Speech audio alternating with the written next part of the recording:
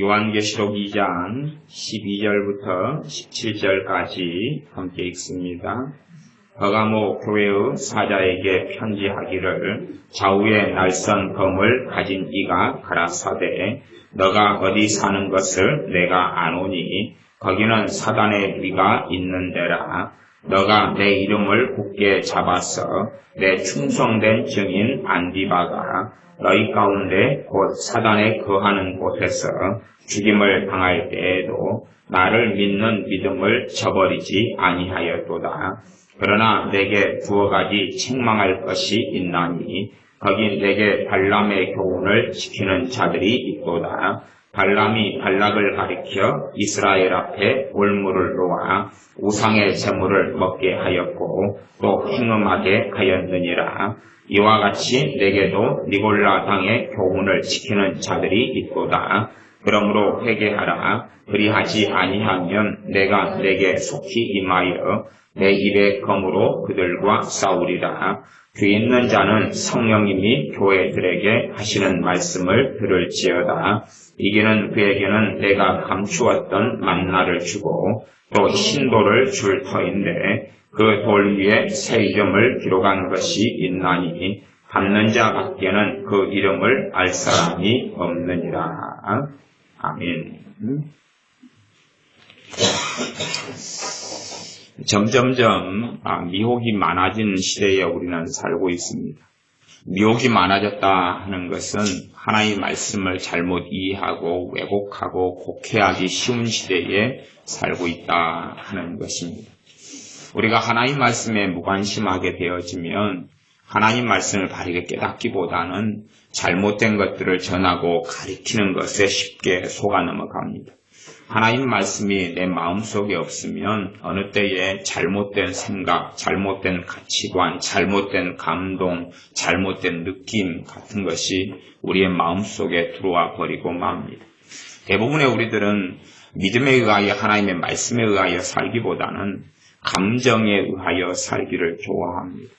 외로움이나 쓸쓸함이라는 감정이 우리 마음속에 들어오면 그것을 바탕으로 해서 이렇게 생각하고 저렇게 생각합니다. 저는 예를 들어서 개인적으로 이 사람이 어떤 존재냐 그 가운데 사람의 심리학, 정신, 마음, 잠재의식, 또 정신적인 문제, 정신질환, 알코올 중독, 마약 중독, 약물 중독, 또 청소년들의 심리, 상담, 아동, 노인, 복지 이런 것을 공부하는데 최소한의 10여 년 이상의 시간들을 보내왔고 그 다음에는 이제 좀 덜 그런 것에 관심을 가졌습니다. 그 가운데 이제 사람이 성격에 대해서만 해도 사람이 어떤 성격을 가졌냐 그것만 해도 아마 제가 빠져 지낸 시간이 사람의 성격에 대해서 공부를 시작하고 알게 된 것이 1990년이니까 90년 팀 라헤이 목사님의 성령으로 변화된 기질 그때부터 사람의 기질 또 성격이 어떻게 되었는가 그러다가 거기에서 이제 사람의 성격 하나만 알게 되는데 좀 공부를 하는데 걸린 시간이 못해도 한 8년 정도 그렇게 빠져 지냈던 것 같습니다. 8년 정도 사람의 기질, 성격이 무엇인가 그러면서 사람의 성격을 4가지 기질로 공부하고 8가지, 12가지, 또 9가지 애니어그램, 16가지 MBTI, 나아가서 한의학에서 이야기하는 사상, 체질에 관련된 성격까지 그렇게 관련된 책을 보고 사람들을 조사하고 관찰하고 살펴보고 대화해보고 다시 조사하고 관찰하고 살펴보고 다시 책을 구해보고 연구하고 관찰하고 조사하고 그런 것이 이제 기본 8년입니다. 기본 8년. 저도 참 열심당원이죠. 열심당원입니다. 그래서 이제 한 8년에서 한 10년 지나니까 사람이 이런 정도 기질에 대한 이해를 내가 가지면 될 것 같구나 그러는 것이죠. 사람들은 예를 들어서 내가 1990년에 사람의 성격에 대한 공부를 시작했다. 거기에서 뭔가의 깨달음을 얻었을 것 아닙니까? 소위 말하면. 그것을 가지고 꽉 잡고 있어 버리면 안 되는 것입니다. 거기에서 이제 내가 가진 깨달음이나 이해라는 것은 굉장히 편협하고 적어요. 편협하고 적어. 사람은 내가 경험한 것, 내가 체험한 것, 내가 생각한 것에서 다른 것을 다 보기를 원해요. 저 같은 경우는 이 기질상 담즙질이라 일컬어지는 사람입니다. MBTI적으로 하면은 ISTJ형이고, 저는 사고형이고, 논리형이고, 그렇습니다. 저는 어떤 것이 있으면은 그거에 대해서 정보가 들어오면 좀 폐쇄적인 경향이 있습니다. 폐쇄적이라는 것은 어떤 정보를 들은 다음에 이것이 O냐 X냐, 틀리냐 맞느냐 하는 단정을 짓기를 좋아합니다. 그런 판단형이다 그런 말이에요. 그러나 그런 사람이 한 반절이고, 반절은 어떤 정보를 들을 때에 이걸 개방적으로 받아들입니다. 그래서 수용해줘. 이거에 대한 어떤 퀘스천 마크나 의문점을 달기보다는 수용하고 받아들이면서 시간이 흘러서 이 안에 뭔가가 만들어지고 익을 때까지 기다립니다. 그런데 제 같은 기질의 사람들은 어떤 걸 들을 때 되면 내가 가진 기준과 지식과 가치관을 통하여 그럼 이것은 뭔가요? 아니면 반론을 제기하거나 이의를 제기하거나 타당성의 이유를 가져들거나.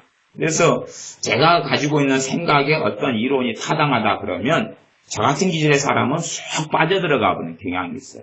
심지어는 극단적으로도 달려가기도 합니다. 제 자신의 논리성을 가지고 있기 때문에 그래요. 최소한은 이러한 성격이나 기질이나 심리를 오랫동안 공부하면서 최소한은 제가 그렇게 생각합니다. 나란 존재가 어떤 존재구나. 다른 사람은 어떤 존재구나. 나하고는 다르구나, 이게. 가치관이 틀리고, 방식이 틀리고, 행동하는 모습이 틀리고. 그래서, 심지어는 이제 과일 가게에 과일을 사러 가면, 사람들을 그렇게 관찰해요. 왜냐하면 기질마다 과일 사는 방법이 다르거든요. 사람이 달라가지고, 어떤 사람은 과일 가게 갈 때에 과일을 사러 안 갑니다. 사람 만나러 가지. 그래서 과일 가게 주인하고 재밌게 이야기하다가 담아주는 거 그냥 가져와요. 많이 담아주면 감사하고 적게 담아도 괜찮고 주인하고 재밌는 시간만 보내면 되는 사람들이 있어요. 관심은 사람에게 있지 과일에게 없고, 또 어떤 사람은 절대 과일 가게 주인한테는 관심이 없어요.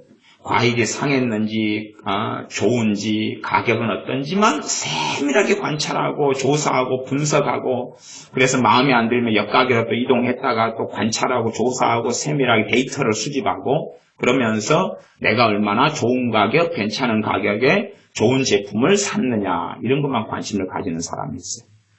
또 다른 사람은 그냥 수용적이어가지고 가서 주인한테 물어봐가지고 주인의 말을 진리로 받아들이고 주는 대로 담아오죠.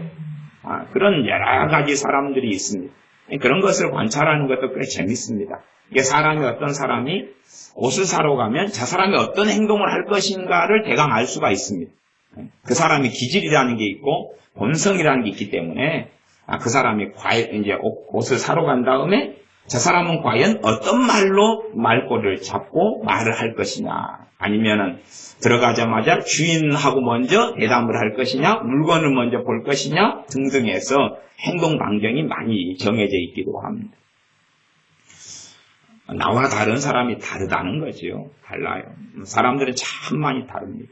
그러면 내가 다른 사람과 다르다면 진리는 동일하지만 전능하신 하나님께서 나를 다루시는 방식하고 다른 사람을 다루시는 방식이 같겠습니까? 다르겠습니까? 당연히 다를 수밖에 없죠. 문제는 하나님께서 나를 다루시는 방식이 모든 사람을 다루시는 방식이라고 생각하는 사람들에게는 큰 병이 찾아오게 됩니다.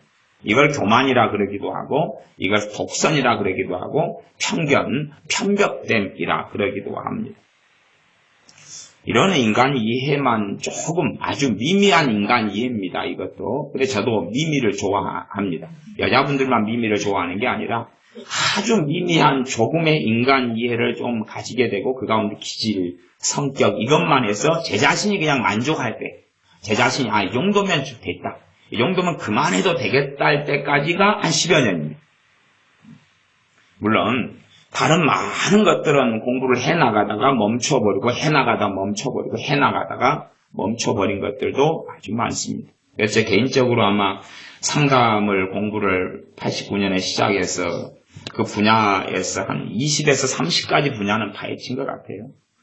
그러면서도 조금의 것만 그냥 제가 조금은 알았다 싶고, 많은 것들은 이것은 내 부르심이 아니구나, 이것은 이 공부는 내게 그래도 필요했다, 그런 많은 것들을 느끼게 받게 됩니다.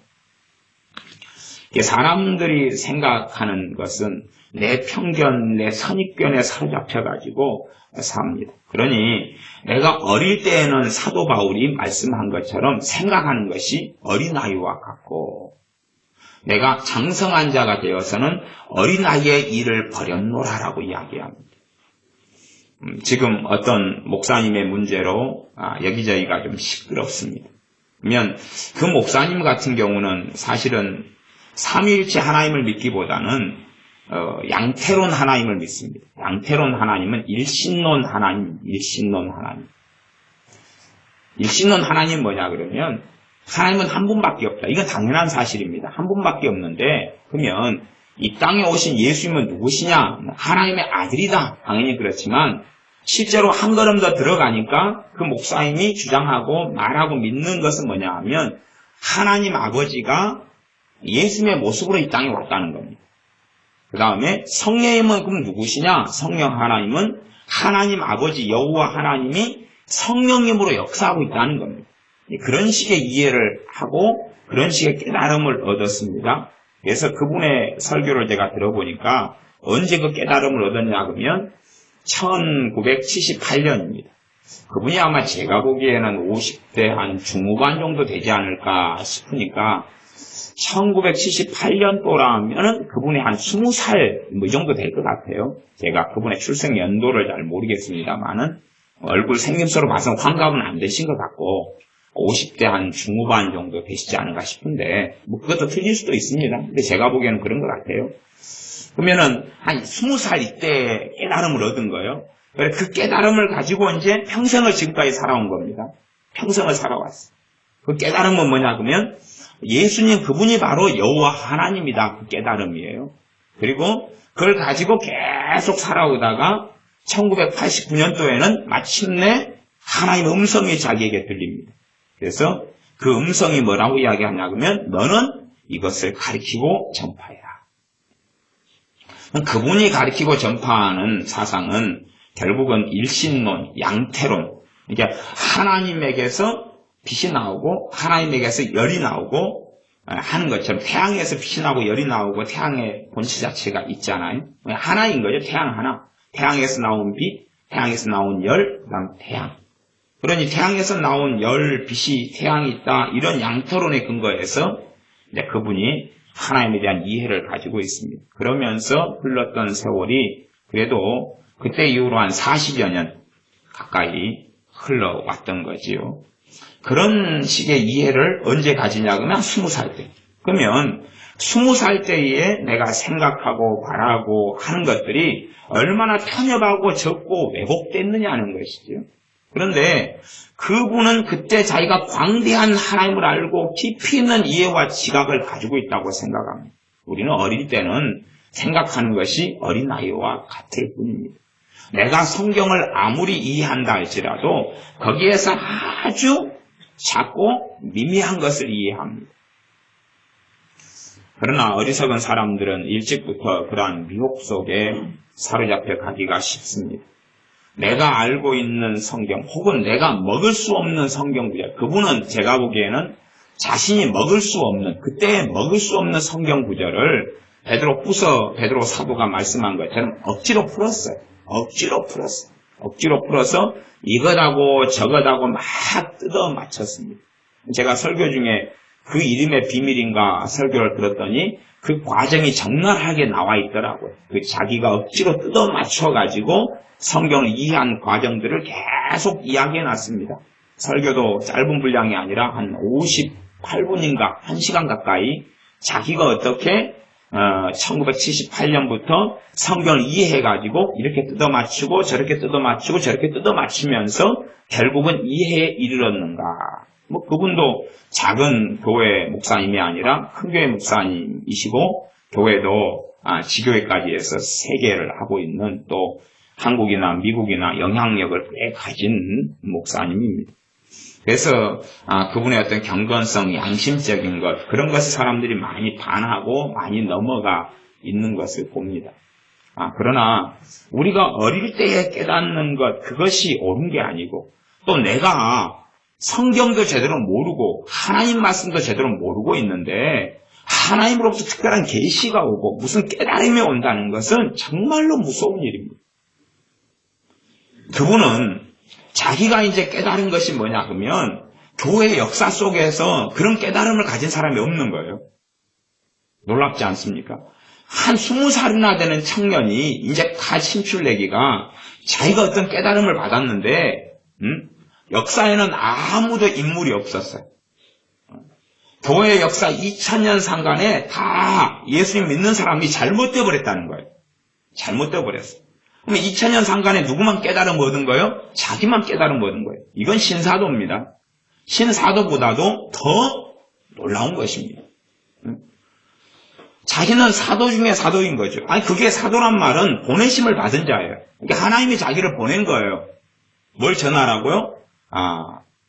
지금 우리가 믿고 있는 삼일체 하나님은 거짓말이다. 우리가 섬기고 있는 하나님에 대한 신앙과 믿음은 다 거짓말이다. 그러니까 결국은 다 지옥 간다는 것입니다.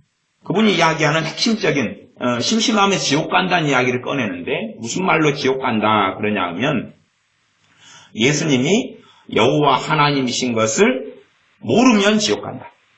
예수님을 알아야지만이 구원받고 천국 가는데 예수님이 여호와 하나님이라는 거 알아야 된다.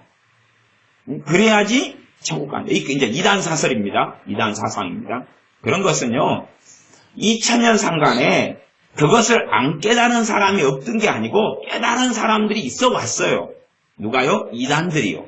이단들이. 아주 소수의 이단들이 깨달아 왔다가 잠깐 동안 있다가 사라지고 또 소수의 이단이 깨달았다가 잠깐 있다가 사라지고 소수의 이단이 깨달았다가 잠깐 있다가 사라졌어요. 그러나 그분은 그게 성령 하나님으로부터 온 거라고 생각합니다. 사실은 이제 그 목사님의 간증들을 제가 종종 들었습니다. 종종 듣고 깨달음을 듣고 뭘 들었는데 그게 미혹입니다. 그래서 제가 우리 교회 성경 공부할 때나 개인적으로 이야기할 때나 여러분들 다는 아니겠지만 그래도 교회에 오래 남아 계신 분들에게는 제가 그분이 많이 미혹에 들렸다라고 말씀드려 왔었습니다. 예를 들어 그분이 듣는 음성이 그렇습니다.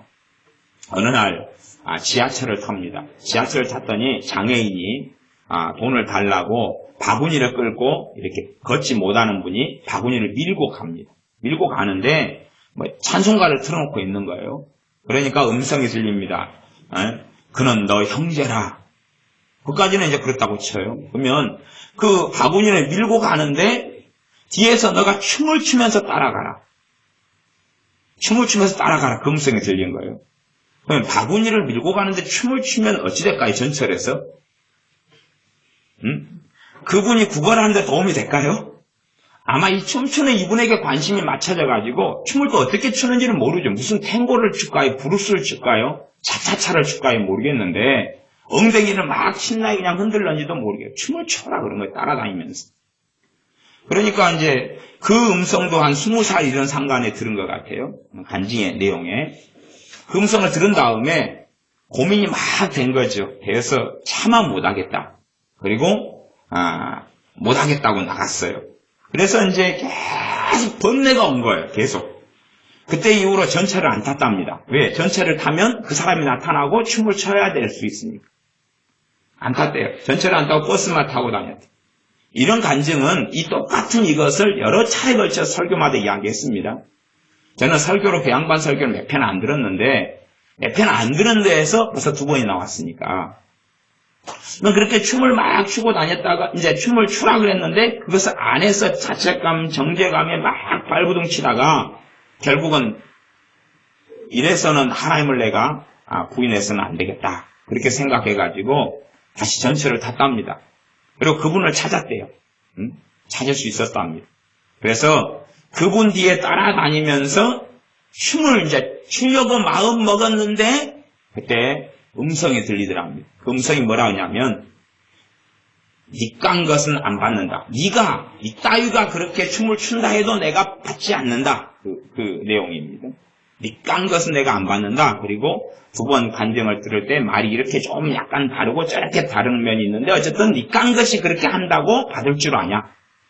그렇게 하면서 네가 춤춰도 니 깐 것은 안 받는다. 그런 것이었답니다. 그러면서 이제 자기의 뭐 회개, 깨달음, 어쩌고 저쩌고 이야기하는 그런 간증들이고 그 양반이 들은 음성이라는 게 다 그런 스타일입니다. 그러면 그 동전바구니를 밀고 다니면서 구걸하는 사람 뒤에 춤을 추면 어떻고 안 추면 어쨌다는 이야기입니다. 그것을 가리켜서 이제 순종을 이야기하고 불순종을 이야기하고 어쩌고 저쩌고 그럽니다. 그런 스타일인 거죠. 78년에 들었던 어떤 음성과 깨달음도 그런 거인 거죠. 그리고 그것을 바탕으로 해서 성경 이해를 쫙 해나가고 그런 바탕으로 해서 이제 말하자면 89년에 사도가 된 겁니다. 그 양반이 사도라고 이야기한 게 아니라 하나님이 그를 보냈다 그 말이에요. 한국교회나 전 세계 교회가 삼위일체 하나님을 믿는 데서 미혹되어 있다. 삼위일체 하나님은 없다. 아버지와 아들과 성령 하나님이다. 여호와 하나님이다. 그것을 깨닫지 못하고 믿지 않으면 지옥 간다. 그것을 너가 전하라. 그렇게 89년에 이제 보냈어요. 언제 깨달은 걸요? 78년에 깨달은 걸. 11년 동안 숙성시켜가지고 그 다음에 목사가 되고 지금은 새 교회를 목회하고 있고 그렇게 해서 전하고 가르치고 있습니다. 사람들은 그 분의 고상함, 그 양반의 인격적인 것, 그 양반의 정직한 것, 그 양반의 신실한 것, 헌신된 것, 거짓 없는 것, 겸손하려고 애쓰는 것을 보고 그 양반을 옹호하고 나는 이걸 따르겠다. 그래서 어떤 분은 그냥 예수님 이제 곧 여호와 하나님이 재림하십니다. 할렐루야 이런 분도 생겼어요. 그렇게 해서 아예 나는 그를 따르겠다는 것이죠. 그래서 이 20살 청년이 깨달은 게 있다 그러면은 그것을 하나님 말씀 중심으로 해서 다시금 점검해 가야 되는 것입니다. 나아가서 2000년 역사 속에 그것을 이단 말고 극소수 이단 말고 깨달은 사람이 없다 그러면 그렇게 생각할 수 있어요. 이미 하나님은 이 역사의 주관자가 아니다라는 황당한 결론이 이르게 됩니다. 하나님 역사의 주관자가 아니시니까 성령 하나님이 믿는 자 속에 임하시지 않으셨으니까 믿는 자에게 그들의 진리 가운데 인도하지 않았다는 이야기가 되고 말이죠. 그런 자기가 생각하고 주장하고 말하는 것이 얼마나 황당한지 모릅니다. 미혹의 영, 거짓의 영이 침입하는 방법과 루트는 참 여러 종류가 있습니다. 여러 종류가 있어요. 대부분 미혹의 영이 침입하는 방법과 루트가요. 그 아까 이 목사님이 경험했던 전철기에 따라다니면서 춤을 춰라 그래가지고 안 한다 거부했죠. 거부한 다음에 이제 한참 동안 번뇌에 시달렸습니다. 번뇌와 고통에 시달렸어요. 그리고 이제 받아들이기로 했습니다. 그 음성을. 순종하기로 했어요. 사실은 그것이 미혹의 영이 들어오는 가장 일반적인 방법 중에 하나거든요. 그걸 수용해버리면 그렇습니다. 어떤 분이 이 목사님하고 어떤 선교사님의 가르침을 듣고 너무나 번뇌가 일어났대요. 그리고 미칠 것 같았대요. 힘들었대요. 번뇌가 일어났어요. 이것 때문에 어찌할 바를 몰랐대요. 너무나 상고의 진통을 자기 겪었대요. 그 다음에 이제 이 음성, 이 가르침을 받아들이기로 했대요. 그래가지고 이제 자기는 깨닫게 됐고 알게 되었다고 이야기해요. 그게 뭐냐 그러면 미혹이 들어오는 과정이 그렇거든요. 뭔가를 내가 잘못된 걸 받아들여야 할 때는 주님을 부인하는 것이기 때문에 성령 하나님하고 그 육의 소욕이 싸우는 것입니다. 싸우니까 뭐가 일어나냐 그러면 번뇌가 일어나요. 이 더러운 귀신의 역사를 잘못된 깨달음을 내가 받아들여야 하니까 막 번뇌가 일어나요. 물론 그런 경우는 그 번뇌가 일어나는 경우는 어떤 경우냐 하면 그 안에 성령의 역사하심이 강할수록 번뇌가 강하게 일어나요. 그걸 내가 받아들이려고 하니까 그것 때문에 굉장한 진통이 일어나요. 그 다음에 이제 잘못된 걸 받아들이고 나면 그 성령의 역사하시면 이제 그 소멸되고 없어져 버려요. 아예 없어져 버려요. 밑바닥까지 가든지 사라져 버리든지 배교자가 되든지 아니면 끄트머리만 조금 남아있고 붙잡게 되든지 그렇게 되고 맙니다. 그렇게 되면서 사람들이 미혹에 드는 사람들이 있어요. 성령 역사가 없는 사람들은 그냥 듣고 잘못된 건 미혹을 듣고 그냥 들어와 버려요. 그냥 들어와 가지고 그를 차지해 버려요. 그러나 말씀이 있고 믿음이 있고 이런 사람은 그것 때문에 하루 이틀 3일 아니면 일주일 한 달 사이에 번뇌를 경험해. 굉장한 번뇌를 경험합니다. 그런 다음에 이제 내가 그걸 부정할 때 깨끗해지거나 아니면 부정하지 않고 받아들일 때도 번뇌가 없어져. 싸울 때도 번뇌가 없어지고 받아들일 때도 없어져.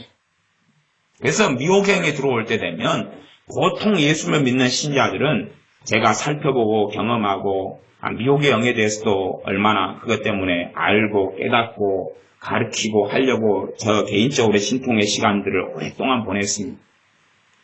그러면서 상담하고 살펴보고 또 경험해보고 가르치고 하는 속에서 공통적인 것 중에 하나가 미혹영이 들어오고 침입할 때에 하루에서부터 며칠이나 이런 상간에 진통을 경험한다는 거예요. 소위 말하면 영혼의 진통 같은 걸 경험을 해요. 성령 역사 강할수록.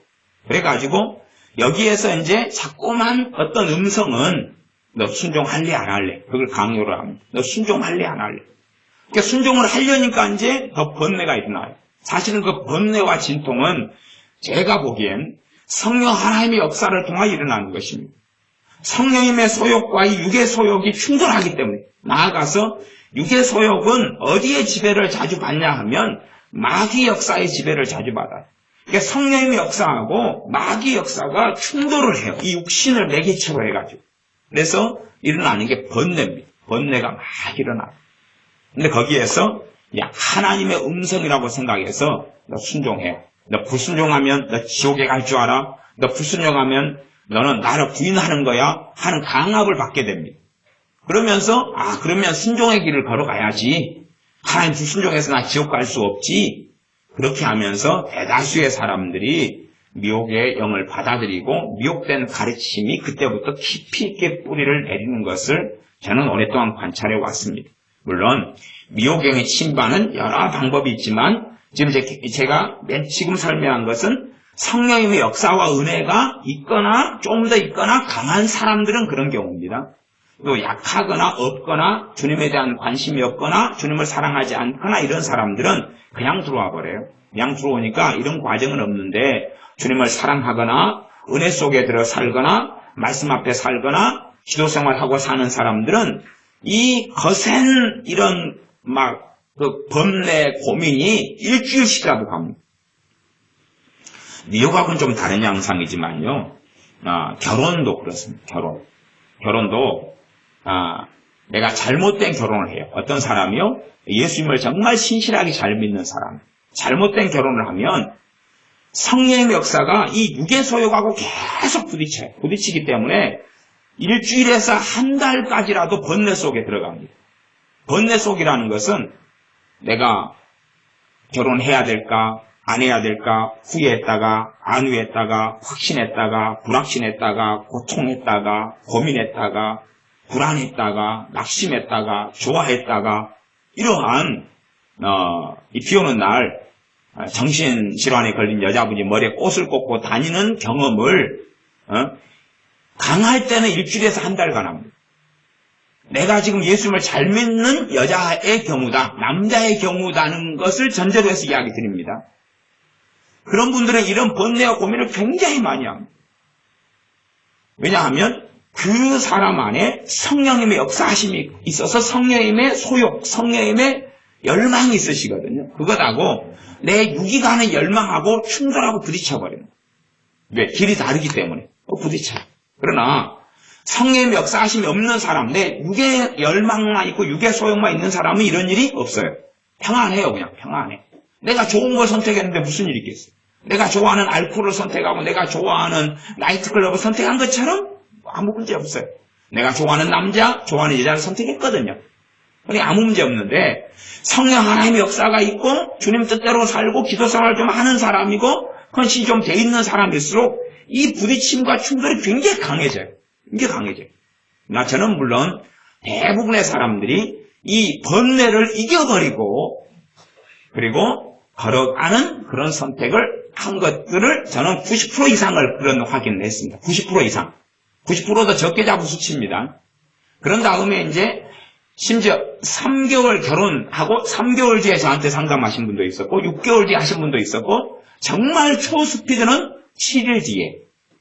왜 7일 뒤냐 그러면 결혼하고 신혼여행 가서 첫날 밤 둘째 날 밤 보낸 다음에 남자가 자기의 빚을 다 보여준 거예요. 더 이상 이제 어떻게 할 수 없는 그런 선을 넘은 다음에 자기의 빚을 보여주는 3억. 여자 너 지금 7천만 원 지금 번 거 있잖아. 그거 다 쏟아 부어. 그 다음에 이제 이거 하고 나면 지금 2억 3천 빚이 남아. 난 2억 3천 빚을 빨리 너가 돈 벌어서 갚아.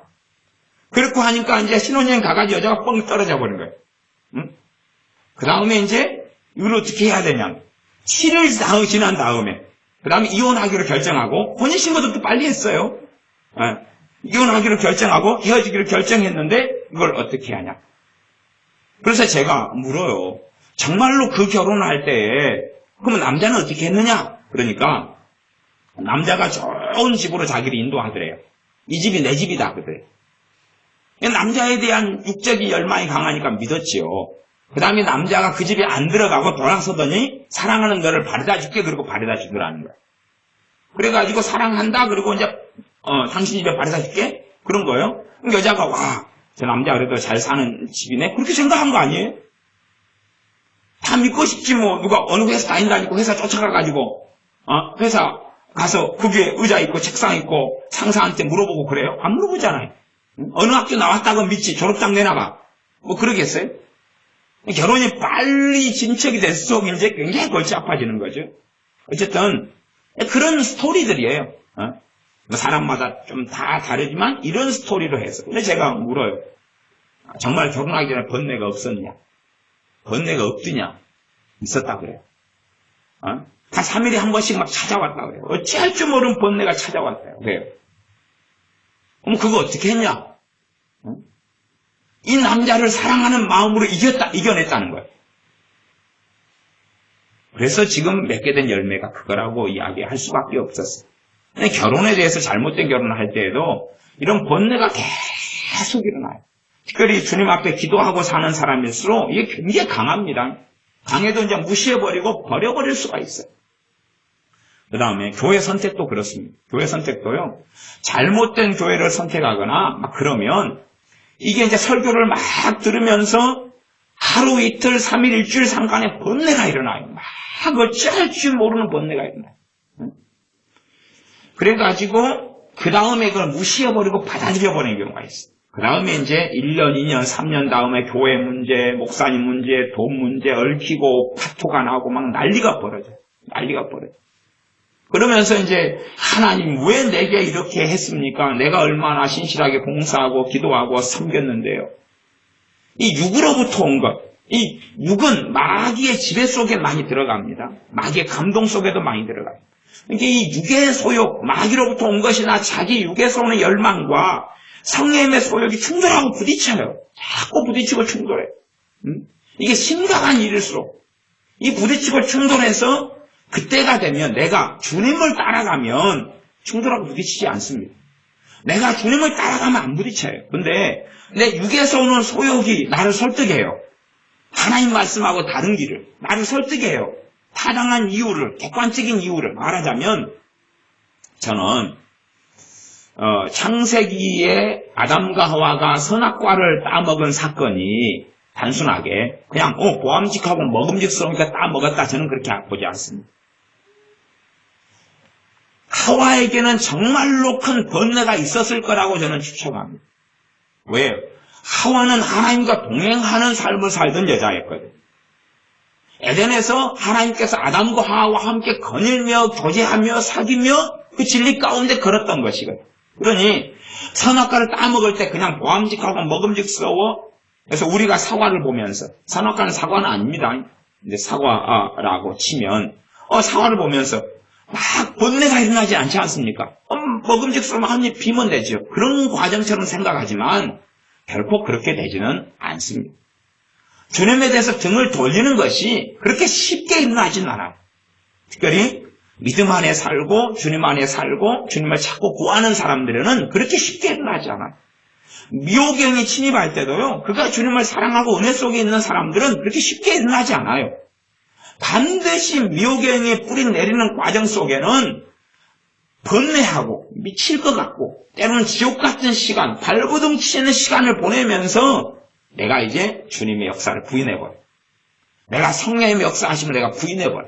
그리고 그 번뇌를 내가 받아들입니다. 받아들이고 그 속에 들어가 버려. 이게 번뇌가 불교의 108번뇌 어쩌고저쩌고 있지만 번뇌가 그런 스타일이 아니라 예수 믿는 사람들이 경험하는 번뇌는 이 성령님의 소욕과 육의 소욕이 싸워가지고 아무것도 못하게 되는 상태를 이야기해요. 아무것도 못하게 되는 상태. 그러나 그 상태는 계속되지도 않고 오래가지도 않습니다. 심각한 상황일 수 두 개가 부딪혀가지고 일주일째.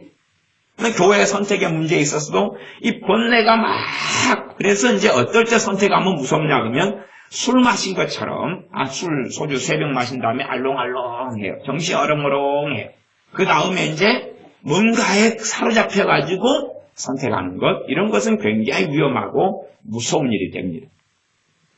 또 예수 믿는 사람이 사업을 한 다음에 당연히 사업이 다 나쁜 게 아니죠. 또 사업 자체가 다 죄가 되는 건 아니에요. 그런데 이제 내가 어떤 사업을 했을 때 그 사업 안에 사기가 있고 심각한 문제가 있는 경우들도 있어요.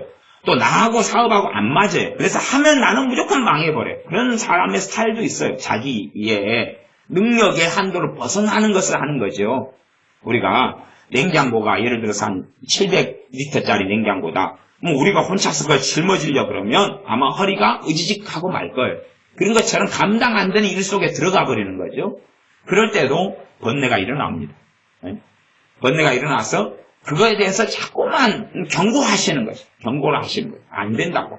어떤 사업을 하거나 어떤 일을 벌일 때 할 때 되면 주님께로부터 오지 않은 육에서부터 오는 것이면 자꾸 부딪히고 충돌해요. 아니라고 충돌해요. 번뇌가 일어나요. 충돌해요. 그러나 예수를 믿는 사람들은 이걸 무시해버려요. 왜? 자기 안에 그 열망, 두 개가 이제 힘겨루기를 해요.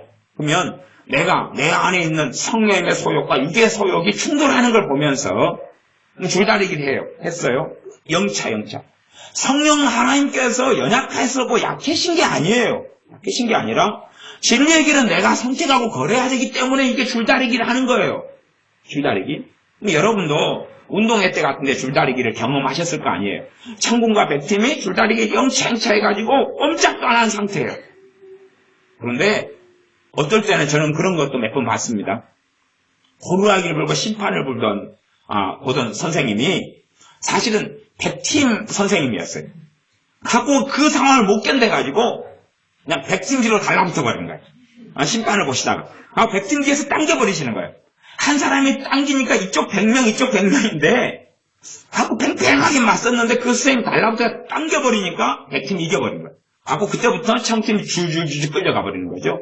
그러니까 이제 이분이 자기가 당겨놓고 호루라기를 불어요. 이 팀이 승리했다고. 그리고 이제 반항을 하고 반기를 들어도 다른 선생님들도 이 선생님 편이니까 웃으면서 넘어가죠. 학생들은 왜 어찌 이런 일이 다 있냐. 그러지만 팽팽하게 성령의 소욕과 육의 소욕이 팽팽하게 줄다리게 할 때 내가 육의 소욕의 손을 딱 잡아고 들어버리면 그리고 확 끌려가 버려요. 그리고 미혹 속으로 넘어가 버리고 아니면 잘못된 선택 속에 넘어가 버려요. 그러니까 우리는 번뇌가 올 때 그때는 굉장히 주의하고 조심해야 하셔요. 번뇌가 올 때. 번뇌의 근원이 된 것을 사실은 버려야 되는 부분이에요. 물론 간혹은 지금 사업이나 결혼이나 이런 거, 교회 선택이나 이런 심각한 문제에는 그렇지 않지만 간혹은 예외적으로 내가 미혹의 영이 이미 들어와 버렸어. 그 다음에는 이제 그래도 바른 말씀이 전해질 때 번뇌가 일어나는 경우가 있어요. 충돌이 해가지고 번뇌가 일어나요. 그건 이제 성령의 소욕과 역사를 내가 버려버렸어요. 진리의 말씀을 버려버렸어요. 근데 그 성령의 말씀, 진리의 말씀 들어오려고 그래요. 근데 이미 차지하고 있던 잘못된 이해, 잘못된 깨달음하고 충돌이 벌어져요. 근데 그때 번뇌는 약해요. 그건 굉장히 약합니다. 그건 약하고, 그건 그 정도로 번뇌라 안 그러고, 이걸 혼동이라 그럽니다. 혼동과 혼란이에요. 미혹의 영이 이렇게 파고 들어올 때는 그럴 때도 혼돈과 혼란이 일어나고 약할 때는 그 다음에 미혹의 영이 자리 잡고 있는데 밖에서 바른 말씀이 들어올 때도 혼돈과 혼란이 일어나요. 그러나 양자의 혼돈과 혼란은 틀려요. 하나는 성령의 역사에 혼돈과 혼란하고 그 다음에 육에서 오는 잘못된 비진리, 육을 통한 실상은 마귀 역사를 통해서 들어오는 혼돈과 혼란은 사실 명백하게 틀려요. 틀린데 잘 이걸 모르는 사람들은 경험하기에는 똑같은 걸로는 경험됩니다. 그러나 본질적으로 틀립니다. 비유하자면 성령의 역사가 이렇게 막 진리의 말씀으로 들어오려고 하는 것, 이걸 그냥 편리하게 불이다 그려봅시다. 불, 비유하기로. 그 다음에 마귀 역사는 미혹이 막 들어와요. 그럼 물이라고 해보자고요. 왜? 성령의 역사하고 마귀 역사는 물, 불 격차보다 크지요? 커요. 그래서 내가 뜨거운 불이 막 쬐을 때 어이구 뜨거라, 뭐 시원한 얼음물을 끼얹을 때 아이고 차가라, 그런 것처럼 이상하게 격차가 벌어져요. 그러나 내가 육의 소욕을 선택하고 살아가는 사람들은 그것이 똑같은 것을 그냥 체험해요. 자기의 체험은 그렇게 됩니다. 우리의 체험은 육신 중심으로는 이 두 개가 차이가 없는 것을 경험을 해요. 그래서 여러분들이 미혹의 영이 침입에 들어올 때 내가 주님을 사랑하고 말씀 앞에 서고 은혜 속에 살아갈 때에 잘못된 미혹의 영이 잘못된 가르침, 잘못된 지지를 통해 들어올 때는 이 번뇌가 굉장히 일어난다는 걸 기억하셔야 돼요. 그다음에 여러분의 삶 속에 심각한 문제를 야기시키는 그런 선택을 걸어갈 때에 예수님의 사람들에게 뭐가 일어나요? 번뇌가 일어나요. 번뇌가 막 일어나요. 하고 정신이 없는 시간을 가져. 그럼 그때는 뭐 해야 됩니까? 사실 기도해야 돼요. 아니 기도보다 더 중요한 거 저는 그때는 찬양이라고 생각합니다. 찬양해야 돼요. 주님을 찬양해야 돼요. 주님을 찬양해야 돼요. 계속 찬양해야 돼요. 뭐가 사라질 때까지요? 번뇌가 사라지고 찬양하면 어디에 우리가 힘을 싣습니까? 이제 성령님의 소욕에 힘을 실어. 힘을 실어. 그러면 이 미혹이 떠나가기 시작하고 번뇌가 떠나가기 시작해요. 그러나 우리가 찬양하지 않아요. 그 다음에 거꾸로 내가 육의 소욕에 힘을 주고 거기를 당기면서 기도를 해요. 그러면 육에서 오는 건 뭐죠? 내 안에가 절망, 근심, 한숨, 비관, 이런 것들, 또 극단적인 어떤 마음. 말하자면 너가 지금 이걸 순종을 안 하면 너는 내 자녀가 아니다. 이런 음성들이 거짓말입니다. 그 음성은요 100%가 거짓말입니다.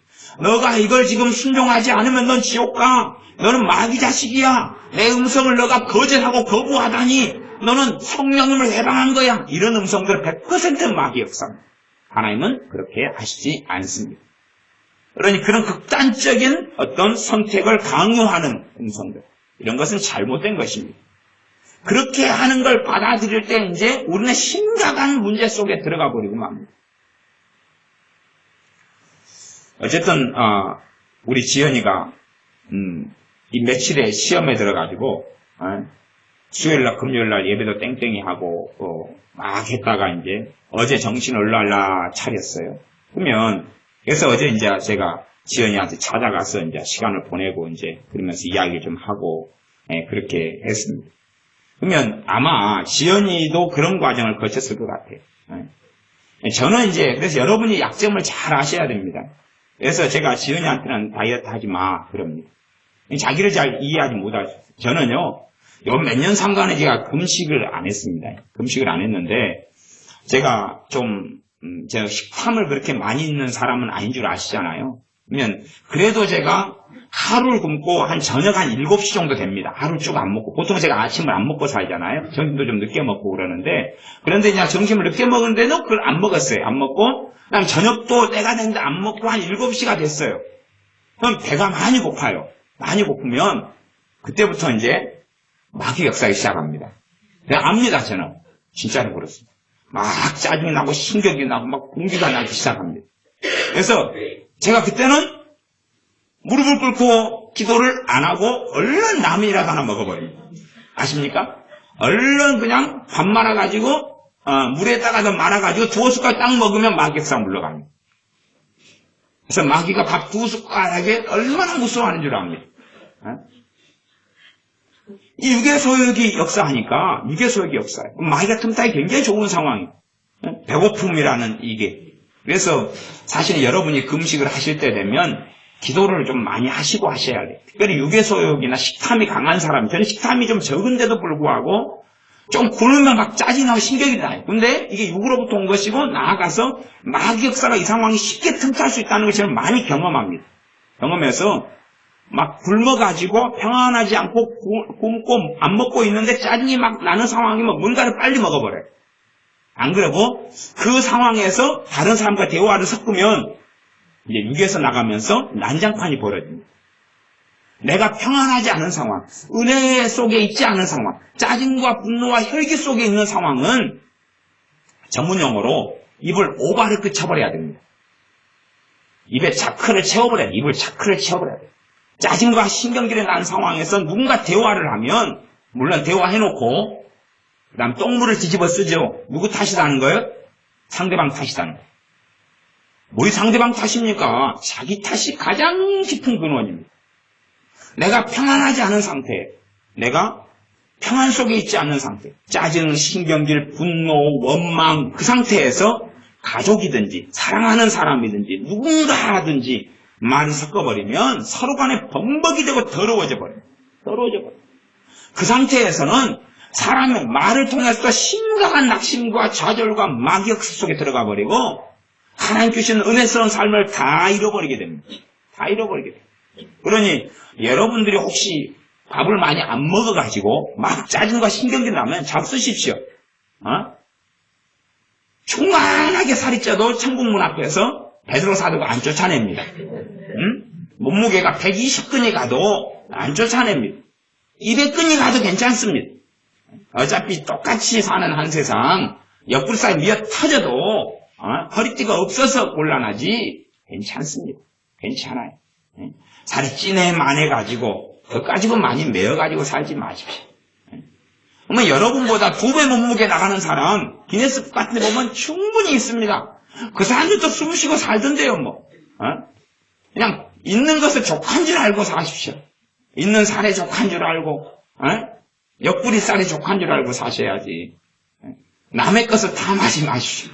남의 몸매를 탐하지 마십시오. 일단 내 몸매에서 감사함으로 시작을 하셔야지. 맨날 자기 몸뚱아리만 보고 살 겁니까?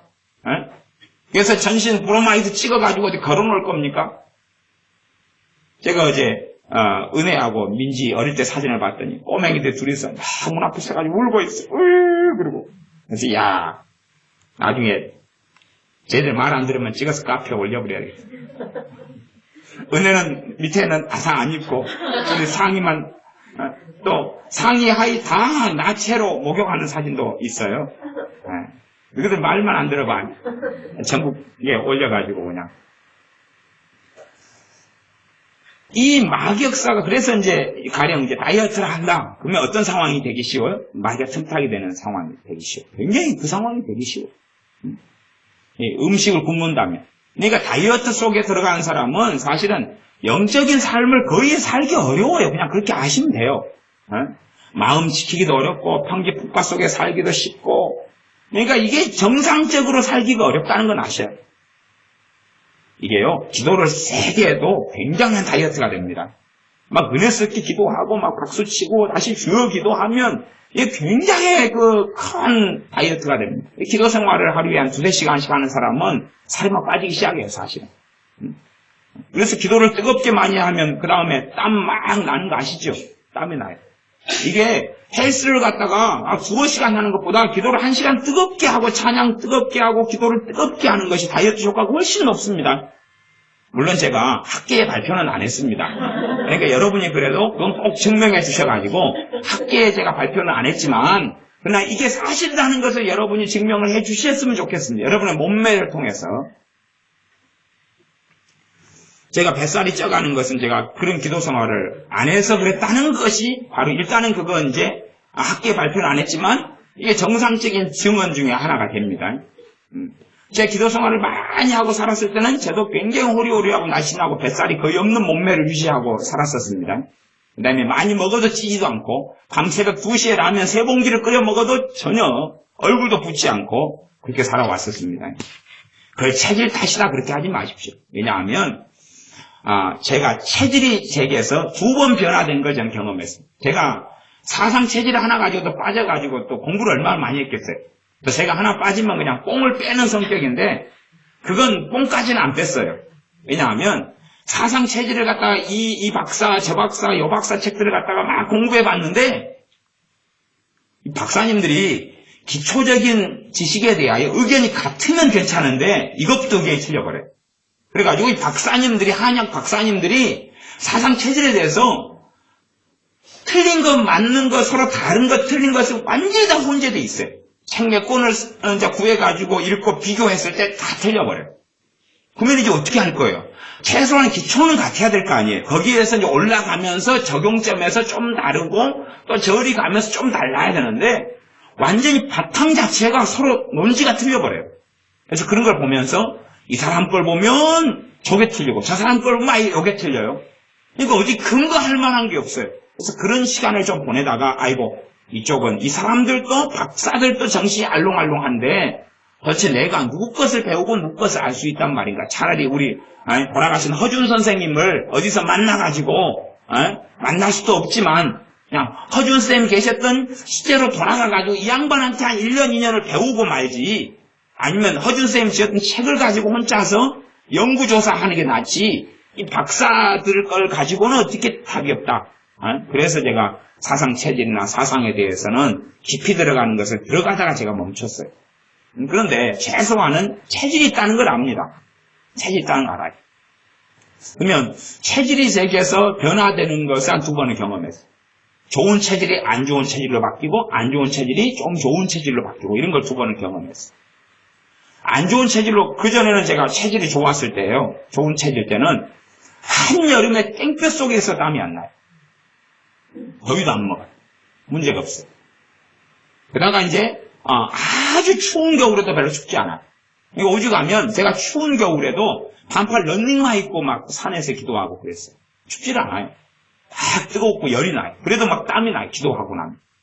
근데 이제 제가 영적인 병이 많이 든 다음에 어느 때 이렇게 주님하고 거리가 많이 멀어지고 은혜가 많이 소실되고 어느 때가 딱 되니까 체질이 그것도 관계가 조금 멀어지는 것이 제게는 뭐였냐 그러면 낙심, 절망이었어요. 낙심, 절망. 낙심, 절망, 비관. 인생에 대한 비관과 자포자기였어요. 다른 어떤 외형적인 죄보다도 그게 훨씬 더 심각하더라고요. 낙심하고 자포자기하고 비관하고 절망하면서 시간을 좀 한참 보냈더니 체질이 안 좋은 체질로 딱 바뀌어버리더라고요. 바뀐 다음에 똑같이 그때 현장 일을 하고 살았는데요. 그 다음부터는 이제 더위를 먹어버려요. 더위를 먹으니까 온몸에 피부 알레르기가 나고 땀띠가 나고 잠이 안 와요. 잠이 안 오고 그래서 그것 때문에 제가 우리 동네에 있는 그 해수탕마다 다 돌아다니는 거 아니에요. 더위 빼려고. 왜냐하면 잠을 못 자고 그래. 계속 잠을 못 자요. 잠이 오질 않아요. 고통스러우니까. 체질이 너무 안 좋아져 버리는 거예요. 추운 겨울 되면 너무 추워요. 나중에 이제 몇 년이 흐른 다음에 다시 주님께 깊이 심각하게 기도하고 나아가고 은혜를 회복해 주실 때 다시 체질이 변화되더라. 그러니까 전문 한의사들 같은 경우는 아마 박사들은 체질의 변화라는 것을 아마 잘 모를 거예요. 모르고 인정하지 않는 경우들이 많다고 봐요. 그들의 경험과 체험의 한계 속에 있으니까. 그러나 저는 명백히 그걸 경험했어요. 여러분들도 아마 그런 걸 경험하신 분들이 계실 거라 생각해요. 요즘 우리 집사님은 체질이 바뀌셔가지고 경험을 하시는 증인이 되시고 저는 그런 증인들을 종종 만났습니다. 그러니 여러분들의 어떤 체질 먹기나 먹으면 살이 찐다고 주님 앞에 은혜 생활하고 살면 체질이 그래서 AD와 BC처럼 바뀌어버려요. 그 다음에는 먹어도 살이 안 찌고 빠지기 시작해요. 체질이. 아니면 이제 어정쩡한 상태가 어정쩡해가지고 중간의 체질 이도저도 아닌 이 맛도 저 맛도 아닌 네 맛도 내 맛도 아닌 요 상태를 유지할 수도 있어요.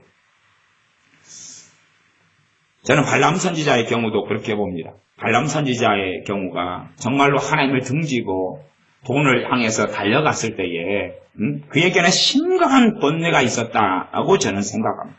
왜냐하면 그에게는 놀라운 성령의 역사가 있었기 때문에 그렇습니다. 그러나 그것을 이겨버린 거예요. 하나님은 그의 자녀가 악하고 잘못된 길을 걸을 때 가만히 있지 않습니다. 정말로 주님을 사랑하면 사랑할수록 이건 굉장히 치열한 이 육의 소욕과 성령의 소욕 간에 치열한 몸부림이 있게 하시는 것입니다. 그런 것을 여러분이 기억하셔서 몸부림이 있을 때 이 상을 잡수고 먹어버리지 마십시오. 심지어 여러분 안에 하나님 말씀을 붙잡지 않고 은혜 속에 살지 않고 텅 빈 상태로 놔둬버리면 마귀 역사가 여러분의 마음에 들어와가지고 사로잡아 버릴 때 그때 몸부림이 일어납니다. 번뇌 속에 들어가면 몸부림이 일어나. 그래서 우리 지연이 이야기하다가 말았지 중도에 그러면은 그럴 때 아마 화요일날 그랬으니까 화요일날 지연아 그때 번뇌와 막 이게 일어났지? 아니 없었어? 평안함과 기쁨 속에서 시험에 들었어? 안 그랬지? 아니 그랬냐 안 그랬냐 또 이게 이씨하고 박치든 대답을 잘 안 하는데 임씨까지도 잘 대답을 그러지? 고개만 해봐. 아니야? 대답이 없어요. 간파간 사람들은 그러는 거예요. 이게 박씨는 그러지 마세요. 번뇌가 들어와요. 마귀 역사가 자리를 잡을 때에 번뇌가 들어와. 아직도 이제 시험이 안 끝나가지고 시험지를 아예 덜 써가지고 지금 답을 덜 써서 그런 거예요. 답 빨리 써라. 그러니까 이 마귀 역사 깊이 뿌리 내릴 때 번뇌가 들어와서 몸부림을 막 치게 돼. 몸부림을 치게 돼. 그러면 그건 내가 지금 깊은 마귀 역사 속에 지금 들어가 있는 거예요. 지금 들어가 있는 거예요. 그 시간이 지난 다음에 이제 대부분 부담스럽게 대부분은 저는 90% 이상이라고 보는데 대부분은 결과가 좋지 않아요. 대부분은 좋지 않아요. 여러분이 그 번뇌 속에 들어가는 상황 자체가 없으셔야 돼요. 그게 자체가 있는 것 자체가 비정상인 거예요. 거기는 이미 여러분 안에 있는 성령의 소욕하고 육의 소욕, 또 육의 소욕, 육뒤에 역사하는 마귀 역사, 정면 충돌이 벌어지는 거예요. 그럴 때 여러분이 번뇌 속에, 혼란 속에, 아니면 막 지옥 같은 걸 경험해요. 예수님의 평강을 예수님의 사람들을 가지고 있어요. 나는 너에게 평안을 주노라. 예수님의 평강을 가지고 있는 사람들이 번뇌 속에 들어가 버리면 그래서 안 돼요. 그래서 이 다이어트 같은 것을 결심하고 할 때 되면 내가 특별히 식탐이 있는 사람이다. 이런 경우는 기도를 좀 많이 하고 해야 돼. 많이 하고 해야 되고 살을 빼게 하시는 분이 하나님이라는 걸 믿어야 돼.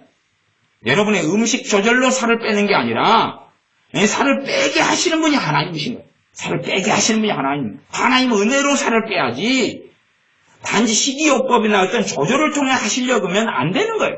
여러분은 이제 여러분을 지키는 자가 돼야 돼요. 스스로. 뭘 지켜야 돼요? 살을 지키고 몸매를 지켜야 돼요. 나는 나의 살을 지키는 자라. 나는 나의 몸매를 지키는 자라. 거기에는 주인이 누굽니까? 나예요. 다이어트를 내가 해야지 누가 합니까? 라고 주장하고 어떤 합리성에 들지 몰라도 그건 잘못된 방식입니다. 잘못된 것이에요. 오늘 말씀이 요한계시록 2장에 있는 버가모 교회에 보내는 말씀이었습니다. 버가모 교회에 보내는 말씀을 좀 살펴보겠습니다. 12절 버가모 교회 사자에게 편지하기를 좌우에 날성검을 가진 이가 가라사대. 버가모 교회 사자다. 사자를 잘못 해석하면 엔젤이 됩니다. 엔젤은 천사가 됩니다. 근데 여기서는 천사가 아니라 뭐냐 그러면 목회자, 주의 종을 이야기합니다. 주의 종을 이야기. 그러니까 똑같이 사자라는 단어가 있어서 헬라를 보고 히브리어를 보고 아니면 뭘 보고 그렇게 해서 말장난 속에 들어가기 굉장히 좋아요. 굉장히 좋아요. 그러나 이상한 세계 속에 들어가면 여기서부터 이제 심각한 문제를 가지고 오기 시작합니다. 버가모 교회의 주의종 감독이죠. 감독에게 지금 먼저 보내요. 왜 그가 대표니까 그가 앞에서 이제 낭독하고 읽어야 될 거 아니에요. 그가 먼저 깨달아가지고 바른 말씀을 전해야 되니까 그에게 먼저 보내가지고 교회에 보내는 것이에요. 날성검을 가진 이가 가라사대 13절 너가 어디 사는 것을 내가 아노니 거기는 사단의 위가 있는 데라. 사단의 위가 있는데 사단의 자리가 있는데 어떤 분이 사단은 어디에 자리 잡고 있어요? 여기 자리 잡고 있다고 나오네요. 이 땅에 이 세상에 자리 잡고 있죠. 마귀는 누굽니까? 이 세상의 임금이에요. 어떤 사람은 마귀가 지옥에 자리 잡고 있다고 그러는데 지옥에 자리 잡고 있을 때는 나중에 자리 잡게 될 겁니다. 주님께서 재림하신 다음에 영원히 지옥에 자리 잡게 될 거예요. 마귀는 지옥에 자리 잡고 있지 않습니다. 지옥은 마귀와 그의 사자들과 그를 따르는 자들을 위해서 준비된 곳이지 그 집이 아니에요. 이 세상 이 세상 임금이 어디에 있겠습니까? 이 세상에 자리 잡고 있죠. 이 세상에 자리 잡고 있죠. 지옥이 없습니다. 지옥이 없어요. 그래서 예수님을 만난 귀신 들린 자, 그 속에서 귀신이 뭐라 그럽니까? 나로 무적행에 보내지 말게 하십시오 그랬죠. 지그집이면 갔다가 또 나왔다? 그럼 될 거 아닙니까? 그러니까 상식이 좀 없는 분이에요. 아니, 천국 지옥 간증할 때 지옥에가 마귀가 있고 귀신들이 있고 막 거기에서 죽창을 찔러대고 삼지창을 찔러대면 그 미혹이 거짓말입니다. 지옥에는 귀신이 없습니다. 아직은 때가 안 됐어요. 그 다음에 일부는 그 무적행에 묶여있다고 나와 있는 말씀이 있어요. 그죠? 일부는 지금 무적행에 이 지옥에 지금 묶여있어요. 그래서 형벌 중에 있어요. 임시적으로. 그런 경우는 성경에 기록되어 있어요. 요한계시록도 있고. 그러지만 지금은 아직 그들의 때가 되지 않아서 이 땅에서 왕노릇을 하고 있어요. 이 땅의 사람들 미혹하고 있어요. 주님의 때가 오지 않게끔 복음 전파를 가로막고 있고 사람들로 하여금 미혹돼 가지고 하나님이 이 땅에 있어서 진노하지 아직은 손을 대지 않도록 왜 구원하시려 하니까 한 영혼씩이라도 그래서 하나님의 때를 가로막고 있는 게 사단의 역사입니다. 사단의 위가 있는 데라 사단이 거기에 보좌를 틀고 있다 그 말이에요. 어느 교회가 있는 자리요? 버가모 교회가 있는 자리 그 지역이죠. 그 지역이. 그래서 우리가 어떤 지역이라도 마귀역사 굉장히 강성한 지역이 있고요. 마귀역사 약하고 적은 지역이 있어요. 원래 그런 지역이 있습니다. 결국은 땅 따먹기가 많이 있기도 해요. 땅 따먹기가. 여리고성 같은 경우는 거기가 마귀역사 완전히 진을 치고 있었던 곳이. 그러니까 그 땅을 쓰지 못하도록 다 회파시켜버리고 그 땅에 성을 짓지 못하도록 하나님이 딱 여호수아의 애언을 둬서 막아놨어요. 그러나 어리석게 나중에 지으면서 그 성문을 달고 지은 사람의 맏아들과 계자, 막내 아들이 죽임을 당했어요. 그 세우지 않아야 될 것을 세우는 거예요. 어느 큰 건물을 지으려면 그에 대한 수준이 되는 건축가가 아니고선 지을 수가 없습니다. 여러분 실력으로 저도 목수일을 좀 했습니다만은 우리 어설픈 실력으로 큰 건물을 혼자 지으려고 하면 지을 수 있겠습니까? 없어요. 그 수준에 되는 사람이 있어야 되는데 그 수준이 되는 사람에게 금지령을 내려놨다 그 말이에요. 너 그런데 손대면 장남 죽이겠다. 막내 아들 죽이겠다. 그러니 손대지 말아라. 그랬는데 손을 대버렸다 그 말입니다. 사단의 위가 있는데 그러면 얼마나 그 자리에서 마귀역사 강하겠어. 강성한 것입니다. 제가 거제도를 좀 신방을 좀 다녔는데 거제도 가니까 오래된 교회가 없어요. 전통적인 교회가 없어요. 다 신생 교회들만 좀 있어요. 거제도도 조선업이 굉장히 발달해가지고 그래서 이제 여러 중공업들이 들어오고 조선소가 들어왔어요. 말하자면 도시가 형성되는데 외지에서 온 사람들로 도시가 형성돼 가기 시작했어요. 그러나 본 토백이들이 그렇게 강팍했고 악했고 그 땅에 죄가 많았다는 사실을 알 수 있어요. 우리가 거제도에가 뭐가 있는지 알 수 있습니까? 포로 수용소가 있었잖아요. 그러니 그 속에서 자행되는 악랄함과 그들이 생각하는 악함과 그냥 극렬한 공산주의 사상과 이게 싸움 막 투쟁하는 거 또 극심한 우상 숭배 섬일속 그게 강하지요. 깊이 있게 뿌리 내리니까 교회가 그 자리에 뿌리를 못 내리는 거예요. 교회가 제대로 있질 않아요. 사람이 많은데도. 인자 이주민들이 오고 이제 도시화가 이제 많이 벌어지고 하니까 이제 생겨나기 시작하는 거지만 교회를 찾고 자가용을 통해서 이리저리 많이 다녀보면 소수예요. 소수. 다수가 있질 않아요. 그만큼 사단의 역사가 그 장소에 굉장히 강성하다는 걸 보여줘요. 그래서 우리가 어느 지역에 교회의 타락은 둘째 치더라도 어느 지역에 교회가 얼마나 빨리 들어왔느냐 이런 걸 보면 얼마나 그 지역에 마귀역사 강하냐 약하냐 이걸 알 수가 있어요. 마귀역사 강한 곳은 교회가 자리 잡지 못해요. 왜? 사람들이 교회가 하나님 말씀을 전하는 하나님의 교회가 세워지려고 그러면 막 저주하고 달라들고 똥물을 찌끌고 목회자를 공격하고 비방하고 그렇게 하니까 그런 지역은 마귀역사 아주 강한 거예요. 아주 강해요. 전에 한 벌써 80년대 이야기입니다만은 여기 보성 같은데 이런 데는 참 마귀역사 강했어요. 교회가 제대로 들어가지는 못했어요. 그 이제 그 지난 다음에 80년대 후반부터나 교회가 들어가기 시작했는가 아마 제 기억으로는 그런 것 같아요. 그래서 보성에 살던 동기나 친구가 우리 동네는 정말로 예수 믿는 것에서 완고하다. 정말로 극렬하게 저항하고 반대한다. 그런 이야기를 친구가 하더라고요.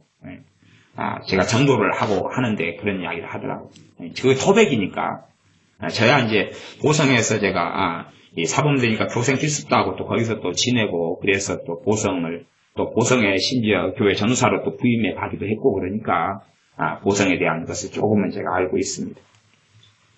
전라도 보성을 이야기합니다. 그래서 이 사단의 위가 마귀 역사가 어느 지역마다 전 지구상에 강하게 자리 잡는 곳이 있어요. 심지어 한 지역 안에서라도 강하게 자리 잡는 곳과 그렇지 않은 곳의 차이가 있어요. 그냥 가볍게 그냥 내 집으로 이야기해도 거실의 마귀 역사가 없고 안방에는 아주 셀 수도 있고 그 다음에 건너방에 세고 안방에는 별로 없을 수도 있어. 주로 이제 거실 같은 공간이 마귀 역사가 좀 적어요. 거실을 잠자는 곳을 써버리면 또 상황은 틀리지만 그냥 대화하고 차 마시고 TV 좀 보는 장소 쓸 때는 거실은 좀 적고 제가 봐보면 그렇더라 그 말이에요. 공적인 공간이 있으면 마귀 역사는 좀 많이 장악할 수는 없어요. 그래서 한 집안에서도 우리가 죄를 짓고 그 안에서 낙심과 절망과 좌절과 우울증과 비관과 비통 같은 걸로 우리가 많이 살아오면 문제는 훨씬 더 심각해진 양상을 가질 수 있습니다. 이 사단의 위가 있는 데라 너가 내 이름을 굳게 잡아서 13절 하반절입니다. 내 충성된 증인 안디바가 너희 가운데 곧 사단에 거하는 곳에서 죽임을 당할 때에도 나를 믿는 믿음을 저버리지 아니하였도다. 순교가 어디에서 많이 일어날 수밖에 없는가를 알 수 있습니다. 순교는 사단의 위가 있고 사단의 역사가 아주 강성한 곳에서 순교가 많이 일어납니다. 그 자리가 순교가 많이 일어난 자리. 이게 지금으로 한다면 이슬람, 그 다음에 중국, 북한 이런 곳들이죠. 그런 곳들에는 순교가 아주 많이 일어날 수밖에 없어요. 마귀 역사가 아주 강한 곳이 아프리카 같은 거 다 내전 속에 발발되어 있는 나라들. 거기는 굉장히 강해요. IS가 이런 이슬람 과격단체가 어디에 뿌리 내리느냐? 그건 마귀 역사가 아주 강한 곳에 뿌리 내려요. 강하지 않은 곳은 별로 뿌리 내리지 못해요. 그 다음에 동성애 하는 집단 서식지, 동성애의 주거 도시가 어디가 되느냐? 그건 마귀 역사 아주 강성한 도시에 뿌리 내립니다. 마귀 역사 아주 강성한 도시. 우리는 알고 있습니다. 이스라엘의 동성애가 아주 강성하다는 것을.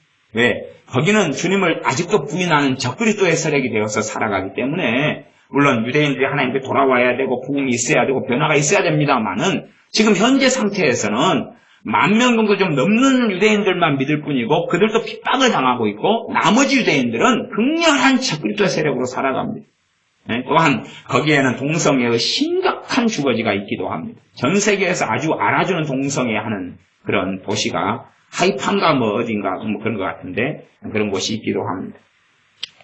그래서 거기에서는 우리가 믿음 지키기가 훨씬 더 어려운 면들이 있습니다. 13절 하반절 너희 가운데 곧 사단에 거하는 곳에서 죽임을 당할 때에도 나를 믿는 믿음을 저버리지 아니하였도다. 예수님을 믿는 신앙 때문에 순교하고 죽습니다. 그걸 사람들은 경험해요. 경험하고 당사자는 하나님을 찬양하며 순교당했는지 몰라도 이걸 보는 교인들 입장에서 나가 충성된 증인 안디바는 주의 종이에요. 따르는 주의 종, 존경하는 주의 종, 사랑하는 주의 종이 그런 순교를 당할 때에 이제 우리가 믿음을 지키고 버티기가 쉽냐 그 말이에요.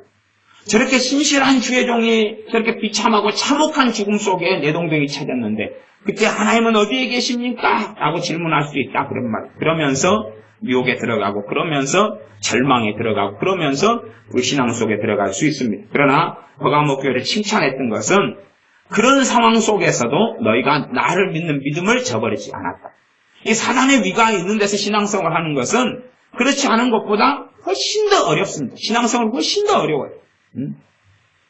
좀 여담입니다만은 여러분들이 이사가는 집들도 사실은 잘 고르셔야 돼요. 이 마귀 역사가 많은 곳으로 이사를 가버리면 거기서는요 이 믿음도 없는 사람이 그런 문제가 벌어지면 아주 심각한 신앙의 폐해를 당합니다.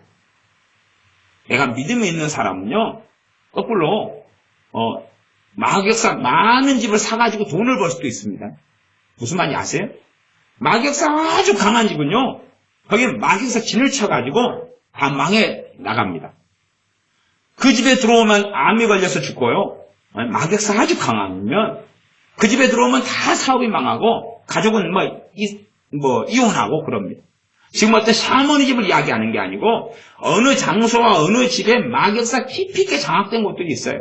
그런 곳은 어느 장사를 해도 망해가지고 나가고 그렇습니다.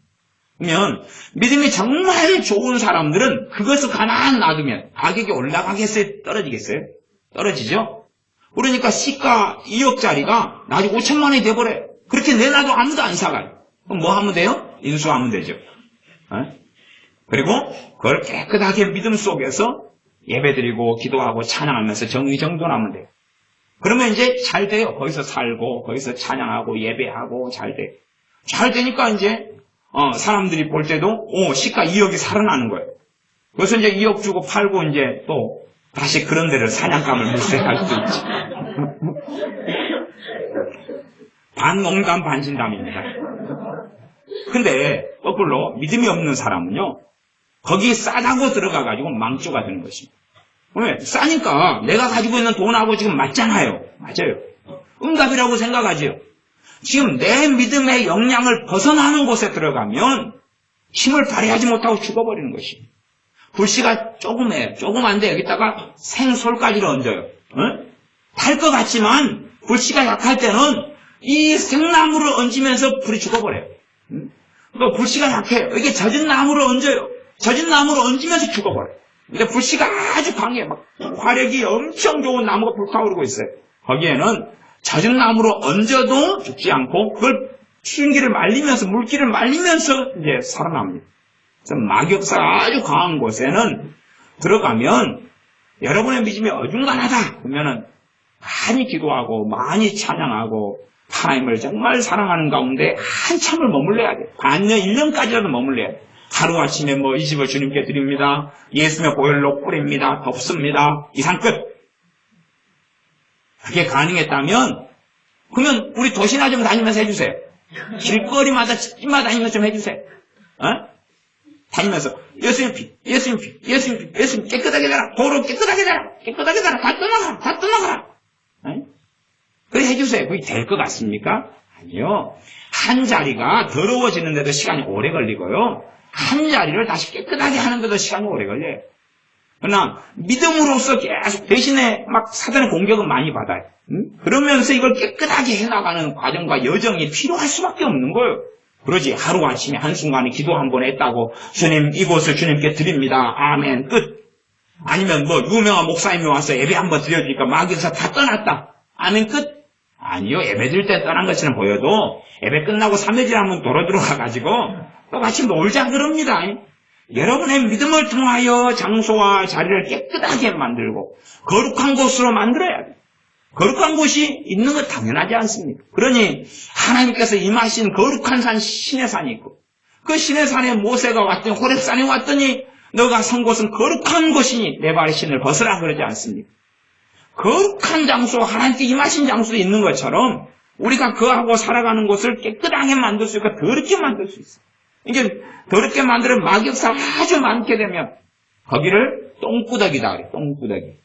누울 때 똥구더기에 눕고 일어날 때 똥구더기에 누우면 눕고 난 다음에 이제 뭐가 묻어요? 똥이 묻죠. 활동하려면 똥을 털어내야 되죠. 샤워하고 털어내고 똥 냄새 묻은 채로 이제 나가죠. 근처 사람들 냄새 나는데 똥 냄새 나는 것 같아. 그 사람이 있음으로 이제 또 복잡해지고 답답해지고 힘들어지고 자기도 힘들어지고 그러는 거죠. 요즘에 젊은 애들은 참 취미가 이상한 것 같아요. 그래서 요즘에 젊은 애들 바지를 보니까 똥싼 바지가 있대요. 혹시 보셨어요? 똥싼 바지. 다 보셨네. 똥싼 바지. 저는 어제 처음 봤어요. 똥싼 바지. 똥싼 바지가 뭔지 아세요? 바지가요, 허리에 이렇게 덩상 붙어 있는 게 아니고, 저 밑에 똥을 싸가지고 흘러덩하고 쳐진 것처럼 붙어 있어요.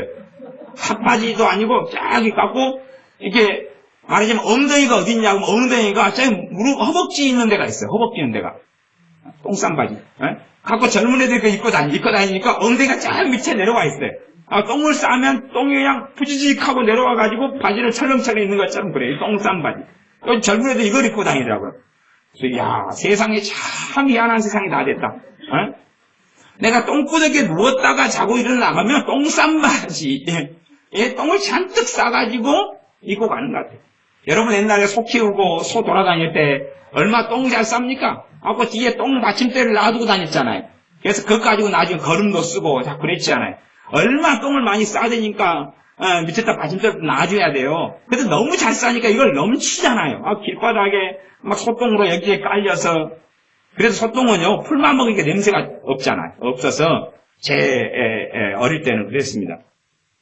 소똥 밟으면 재수가 좋다. 대신에 조건이 있는데 소똥인지를 모르고 밟아야 된다. 그래서 재수가 좋다.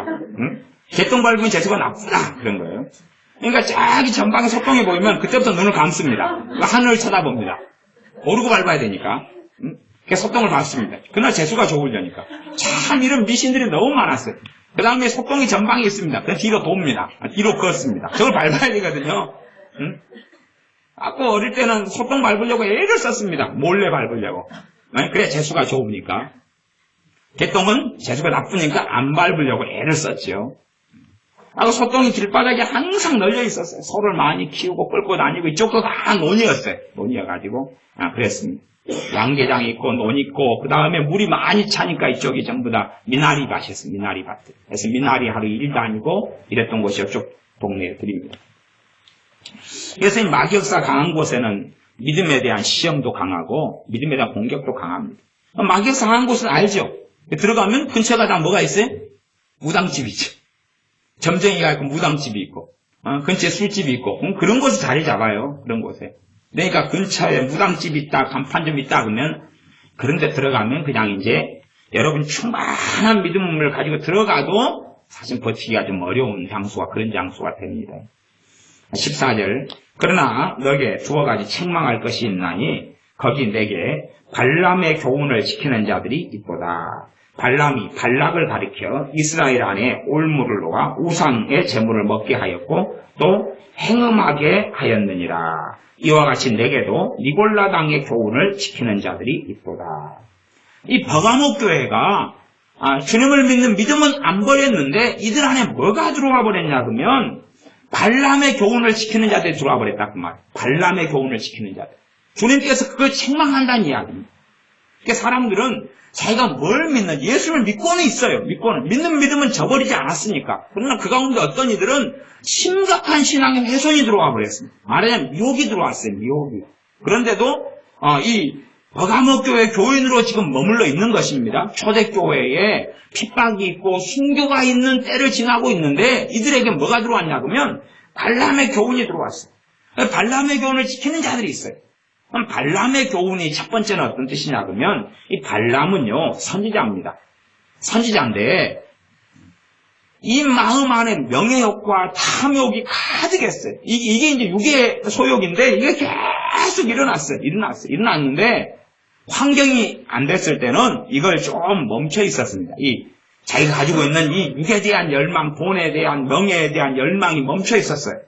환경이 안 됐을 때는. 그리고 성령의 역사심이 있어서 선지자로 하나님 말씀을 전했고 하나님 말씀을 증언하고 살았어요. 그러면서 자기가 말했던 것이 다 이루어지는 걸 보았어요. 이루어지는 거. 하나님 주신 말씀을 전하고 그것이 땅에 떨어지지 않고 이루어지는 걸 봤어요. 그러면서 이 소문을 들은 다음에 발락 왕이라는 사람이 신하들을 보내면서 부귀영화를 제시합니다. 명예를 제시하고 부귀영화를 제시해요. 그러니까 자기 안에 육의 소욕이 이제 머리를 지밀기 시작합니다. 그리고 힘이 세지기 시작해요. 뭐가 일어나기 시작하겠습니까? 번뇌가 일어나기 사람 안에. 이 선지자 안에 번뇌가 일어나죠. 육에 이제 기름을 부었어요. 육에 불에 기름을 부었어요. 부글부글 올라옵니다. 올라와요. 계속 번뇌가 일어나요. 그러니까 이제 가고 싶어요? 안 가고 싶어요? 가고 싶어요. 발락 왕한테 가고 싶어요. 돈, 명예, 성공, 인정받는 자리.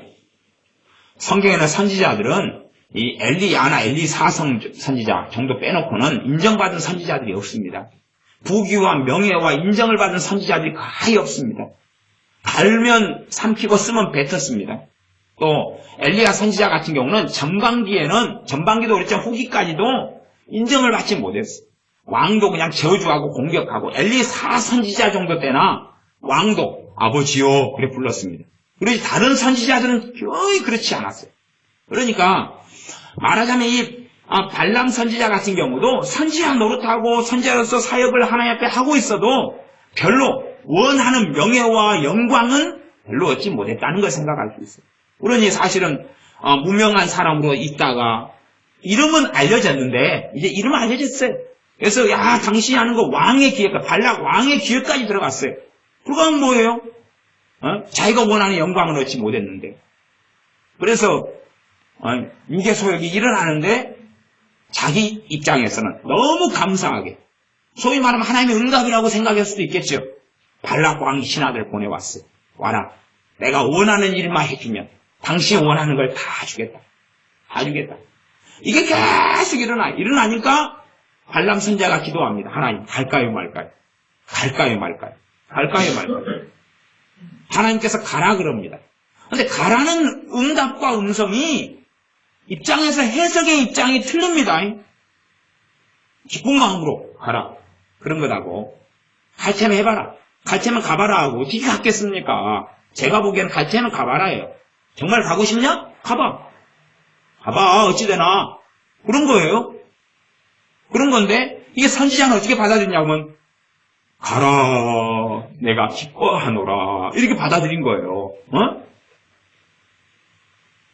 어떤 가출한 애가 있었는데 막 자기 엄마 아빠한테 달라들고 막 하다가 그러니까 이제 엄마가 했어요. 야, 그렇게 살려면 나가. 그랬더니 나가라 그랬구나 하고 지금 나간 거예요. 갖고 이제 3일 동안 고생 진짜 하다가 전화한 거예요. 이제 엄마 들어가도 돼요? 내가 언제 나가라 그랬냐? 엄마가 나가라고 분명히 이야기했어요. 나가라고 이야기는 했지요. 무슨 말이겠어요? 야, 그렇게 살려면 나가. 그렇게 살면 돼? 그런 책망이었는데, 나가라 이야기했다는 거예요. 그래가지고 이제 엄마가 잘못했다고 달라드는 거예요. 엄마가 나가라 해서 내가 나가가지고 3일 동안 거지가 돼가지고, 잠바도 자고 일어나니까 누가 벗겨 가버렸대요. 의자에서 누가 잤는데, 공원 의자에. 아까 3일 동안 쩌쭈쭈 굶고, 맨 처음에 한 2만 원 있었는데 그건 단숨에 날렸죠. 먹고 싶으면 먹고 PC방에 가서 몇 시간 보내니까 날아갔어요. 그 다음에 이제 쩌쭈쭈 굶었죠. 이 발람 선지자도 하나님이 가라고 그랬어요. 가봐. 그런 거죠. 갔어요. 앞에 천사가 칼을 들고 있어서 죽이려고 그랬어요. 왜? 하나님 분명히 가지 말라고 그랬거든요. 나귀가 봤어요, 그걸. 참 놀랍죠? 선지자의 나귀는 놀라운 기름 부음이 임해가지고 눈 뜨고 천사도 봅니다. 그리고 그 나귀는 사람 말도 해요. 그러면서 이 나귀가 이야기하지 않습니까? 선지자한테. 왜 때려? 왜 때리냐고! 왜 발로 차? 내가 언제 네 말 안 들은 적 있어? 네가 지금 내 말 안 듣잖아. 이제 나귀하고 싸웁니다. 선지자하고. 네가 지금 내 말 안 들었어. 내가 니를 이렇게 때린 거 아니야. 야, 니도 눈 뜨고 봐봐. 저 앞에 누가 있는지. 천사가 칼 들고 니 죽이려고 그러잖아. 내가 니 살리려고 지금 안 간 건데 왜 가라고 자꾸 그래? 니 죽고 싶어? 그리고 이제 막 싸웁니다. 그랬더니 선지자 정신이 들죠. 정신이 들으나 반밖에 안 듭니다. 억지로 듭니다. 억지로. 그래서 하나님 가지 말라고 하면 안 갈랍니다. 또 그럽니다. 그러니까 하나님 또 가. 정 이런 상황을 보고서도 네가 갈 마음을 버리지 않는구나. 그럼 가. 그리고 이제 하나님도 안 막습니다. 그리고 갑니다. 그리고 가요. 그리고 왕이 시킨 걸 해주려고 했는데 그게 안 돼가지고 하나님이 시킨 걸 합니다. 이스라엘 백성을 축복하죠. 그까진 좋았어요. 근데 이 아내가 끊임없이 육체의 소욕이 일어나지 않습니까? 돈, 명예, 성공을 원합니다. 여러분 아셔야 됩니다. 지금 가리키는 재정의 기름 부음은 그건 발람의 교훈입니다. 재정의 기름 부음은 발람의 교훈입니다. 그건 미혹입니다. 미혹. 재정의 기름 부음은 발람의 교훈이에요. 정말로 그게 하나님으로부터 왔다면 그건 사도들이 이야기했을 겁니다. 그건 거룩한 주의 종들이 이야기했을 거예요. 그건 선지자들이 이야기했을 거예요. 명백하게 비유적으로 알레고리로 영적으로 해가지고 억지로 해석하는 그런 장난치는 거 말고요. 명백하게 신약 성경에 계시되어 있을 거예요. 그냥 구약의 이사야, 예레미야 몇 개 가져와서 장난치는 거 말고 명백하게요. 그러나 명백한 하나님의 말씀은 돈을 사랑치 말라. 족한 것이 있는 줄로 알아라는 명백한 말씀이에요. 그런데 하나님께서 자신들한테 그랬다는 거예요. 이제 하나님의 교회의 부흥은 재정을 통해 온다. 돈을 통해 온다. 그러면 대부흥이 있어야 됐을 시대는 다윗 시대고 솔로몬 시대입니다. 솔로몬 시대는 놀라운 부흥이 있어야 돼요. 왜? 그 재정에 놀라운 복이 있었지 않습니까? 은이 길바닥에 널린 돌덩이처럼 있었다 그럽니다. 저도 솔로몬 시대 때 가서 좀 돌 좀 주어야 되는데 은일 거 아닙니까? 은. 그러면 거기에가 놀라운 부흥이 있었겠죠. 부귀영화가 들어온 다음에 솔로몬이 하나님의 사람으로 있습니까? 배교했습니까? 배교했지 않습니까? 부귀영화가 들어오면 부흥이 일어난다고요? 솔직히 여러분 손에요, 꽁돈 1억만 딱 쥐면 우리 가운데 절반 이상은 시험에 듭니다. 안 들 것 같으십니까? 일단 가정을 해보십시오. 꽁돈 1억 들어왔다. 이걸 어떻게 쓸까? 어떻게 쓸까? 11조 1,000만 원? 아이고 진짜 큰 돈이네. 아까워. 이거부터 아깝고. 이걸 알면 또 누가 돈 달라고 손을 내밀지? 동생? 아이고 알면 안 돼. 돈 달라고 손 내밀면 또 한 2,000만 원 줘야 되지 않아? 동생 빚져가지고 지금 5,000만 원 또 어쩌고 그런데 어이고 이걸 알면 당장 내 마누라부터 그냥 나한테 수거를 하려고 들 텐데 내 남편이 이거 알면 지금 어떻게 될까 이거? 시아버지 시어머니 알면 또 이거 진짜 일단은 꽁돈 1억만 생기면 이제 번뇌가 일어나기 시작합니다. 깔끔하지 않아요. 이걸 어떻게 할 것이냐. 돈은 그래서 벌려면 순차적으로 벌어야 돼요. 순차적으로. 점진적으로 돈은 벌어야 되는 것입니다. 한순간에 버는 건 복이 아니고 저주가 됩니다. 순차적으로 조금씩. 그래서 마음을 정돈해 가야 돼. 그냥 10만 원, 20만 원, 30만 원, 40만 원 마음이 정돈돼 가고 준비돼 가야 돼. 그래야 되지. 한순간에 확 들어와 버리면 이게 정말로 훈련되고 준비되지 않은 사람은 안 되는 거예요. 내가 재산이 30억이 있다고. 우리가 30억이 있어요. 30억이 있는 사람에게 1억이 들어왔어요. 그러면 영향을 안 미칩니다. 그렇죠? 근데 꼴랑 재산이 100만 원 있어요. 거기에 1억이 들어왔으면 그 사람은 심각한 문제가 벌어지고 말아요. 재산이 한 100억 있는 사람한테 1억, 2억, 10억 들어와도 별일이 없어요. 그거. 100억에 10억 들어온 게 무슨 큰일이에요. 아무 일도 아니에요. 돌아가신 정규영 회장이나 이런 양반한테 100억이 들어와도 일도 아니에요. 이 사람은. 그거 그냥 어디 그냥 회사에 투자하고 어디에 공장 하나 짓는데도 그냥 부족해요. 이 돈도 아니에요. 그런 거. 우리한테는 감당하지 못할 돈 조금만 들어와도 자빠지고 넘어져 버려요. 그러니까 사람들은 뭘 좋아하냐 그러면 이 발람의 교훈을 좋아해요. 발람의 교훈. 하나님께서 너희를 복 주셔서 부귀영화를 주실 거예요. 이 발람의 교훈이거든요. 이것을 사람들이 받아들이는 거예요. 왜? 성경은 분명히 복을 주시는 분이 하나님이라고 기록되어 있잖아요. 이런 구절들을 갖다가 놓으면 이제 합리화를 얼마든지 시킬 수 있어요.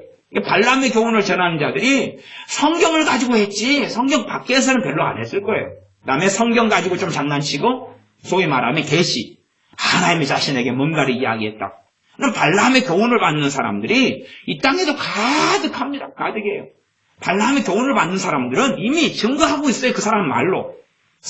비싼 옷 입고 살 것이고 좋은 자가용 몰고 살 것이고 발람의 교훈을 따르는 사람들은 하나님이 내게 복 주셨으니까 나는 비싼 옷 입을 자격이 있어. 나는 좋은 차 탈 자격이 있어. 내 용돈은 한 달에 한 1,000만 원이야. 500만 원이야. 1억이야. 그러고 살 거 아닙니까? 발람의 교훈을 따르는 사람들은 그래요. 와, 하나님 성교를 제가 많이 해야 되겠습니다. 11조를 1,000만 원을 하게 해주시옵소서. 하나님께 헌금을 얼마를 드리게 해주시옵소서. 그리고 기도를 하면서 발람의 교훈이라는 것을 숨겨버리죠. 그러나 이미 발람의 교훈을 받아들여서 그걸 따라가고 사는 삶을 가리켜 발람의 교훈을 지키는 자들이 있다고 책망하시는 것입니다. 너희 그렇게 살다 보면 너희는 가만히 있지 않겠어. 주님께서 16절에 뭐라고 말씀하시냐 하면 그러므로 회개하라. 그리하지 아니하면 내가 내게 속히 임하여 내 입에 검으로 그들과 싸우리라. 너희와 싸우겠다는 것입니다. 발람의 교훈을 가지고 살아가는 우리와 주님께서 싸우겠다는 것입니다. 가만히 있지 않겠다는 것입니다. 성공에 내가 사로잡히면 우리는 성공 신화 속에 성공에 사로잡히는 것도 발람의 교훈에 속합니다. 내가 있는지를 알고 족한 줄로 알고 한 걸음 걷고 살아야 됩니다. 시간이 많이 되었습니다. 그래서 빨리 마감을 하겠습니다. 14절 하반절 발람이 발락을 가리켜 이스라엘 앞에 올무를 놓아서 우상의 제물을 먹게 하였고 또 행음하게 하였느니라. 이 돈, 부귀, 영화, 성공을 위해서는 수단과 방법을 가리지 않은 것입니다. 수단과 방법을 가리지 않은 방법이 뭐냐 하면 우상의 제물을 먹게 한 거예요. 가머리설로 속여가지고 고함직하고 먹음직스럽게 해서 그건 먹게 하니까 행음하게 하니까 이제 하나님의 진노가 이스라엘에게 떨어졌습니다. 그리고 발람은 부귀, 영화를 얻었습니다. 발람이 부귀, 영화를 얻는 방법을 발락에게 제시를 했어요. 발락 왕이 원하는 소원을 이룰 방법이 뭐냐 그러면 그들에게 우상의 제물을 먹게 하려고 여자를 쓴 거예요. 여자를 쓰고 그 다음에 행음하게 했어요. 우상 숭배하고 행음하게 하고. 그러니까 이스라엘을 망하게 하는 것이 발락 왕의 소원이었어요. 그랬더니 하나님께서 죄짓는 이스라엘 백성이 진노하셨어요. 그러니까 발락 왕의 소원이 이루어졌어요. 반이라도. 그러니 발락 왕이 뭐 했겠어? 부귀영화를 줬겠지. 네 말이 맞다. 네 말이 맞다. 그리고 발락은 부귀영화를 얻으면서 이제는 영원한 하나님의 진노와 저주 속에 들어갔고 하나님께서 그를 선지자를 박탈을 시키겠어요. 그리고 그는 무당으로, 술사무당으로 여호수아 장군의 칼날에 죽임을 당하고 맙니다. 그게 성경에 기록되어 있죠. 그런 발람의 교훈, 내 성공을 위해서는 무슨 일을 다 해도 돼. 말하자면 이 우상의 제물, 우상 숭배지요. 내가 건강하기 위해서는 제사 지내, 내가 잘 되기 위해서는 제사 지내, 그 다음에 조상을 잘해야지 제사 지내는 건 그런 거지. 그렇게 하고 합리화하고 얼마든지 살아요. 요즘에 이 천주교 성당에서는 조상 제사 다 지내주잖아요. 지내줘요. 왜 지내줘요? 안 지내면 누가 떠나요? 천주교인들이 떠나요. 떠나니까. 그럼 천주교인들이 많아야지 이게 자기 입장에서 성공 아니에요. 그치요? 성공하기 위해서는 안 떠날 방법은 뭐냐? 그러면 너희들 원하는 거 해줄게. 해줄게. 뭘 또 원해? 이게 발람의 교훈이거든요. 목회자들도요. 발람의 교훈을 엄청 많이 따릅니다. 엄청 많이 따라요. 발람의 교훈을 따르기 위해서 교인들이 원하니까 원하는 걸 해줘요. 입맛에. 하나님의 말씀에 따라서 살아가는 게 아니라 발람의 교훈에 따라서 이렇게 선택하고 이렇게 선택하고 이렇게 행하고 저렇게 행하는 길을 계속 살아갑니다. 기본적으로 교회 건축, 예배당 건축이에요. 예배당 건축. 왜냐하면 안에가 뭐가 들어있어요? 성공이 들어있죠. 월세교회는 못 살겠다는 거예요. 그 다음에 예배당을 크게 지어놓고 예배당의 규모와 크기가 자기가 되는 거예요. 자기. 큰 교회를 선택해 다니는 것 저는 나쁘게 보지 않습니다. 그러나 문제는 그것이 발람의 교훈이 될 수가 있어요. 어떻게 되면 그렇게 되냐 그러면 큰 교회가 내 신앙의 크기다. 유명한 저 목사님이 바로 내 신앙의 믿음의 현주소 같다. 그렇게 생각하는 분들. 그런 분들은 이미 발람의 교훈을 쫓아가고 있어요. 왜? 큰 규모가 내 신앙인 것처럼 또한 많은 교인의 수가 내 신앙의 수준인 것처럼 그런 생각하는 발람의 교훈을 쫓아가고 있죠. 제가 여러 통합측 목사님들 만났는데 그분은 그들의 지닌 발람의 교훈은 통합교단이라는 거더라. 통합교단이라는 타이틀. 이 장자교단이고 숫자가 많고 크고 화려하고 그 타이틀. 그래서 설교하시고 말씀하실 때마다 자랑을 해. 통합교단이라는. 통합교단의 정체가 뭔지는 생각하지 않고 통합교단이라는 자랑을 계속해요. 왜? 그것이 그에게 가지고 있는 발람의 교훈이에요. 육의 소욕을 따라서 끊임없이 살아가는 것입니다. 그러니 발람의 교훈의 모양은 정말로 많을 겁니다. 누구에게는 돈, 누구에게는 성공, 누구에게는 명예, 이상한 극단적인 이야기를 하려는 건 아닙니다.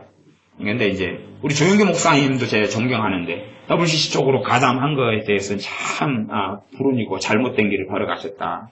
근데 조영기 목사 설교할 때 되면은 짝대기 3개를 긋는 목사님 가운 입고 계시잖아요. 이게 박사 가운이거든요.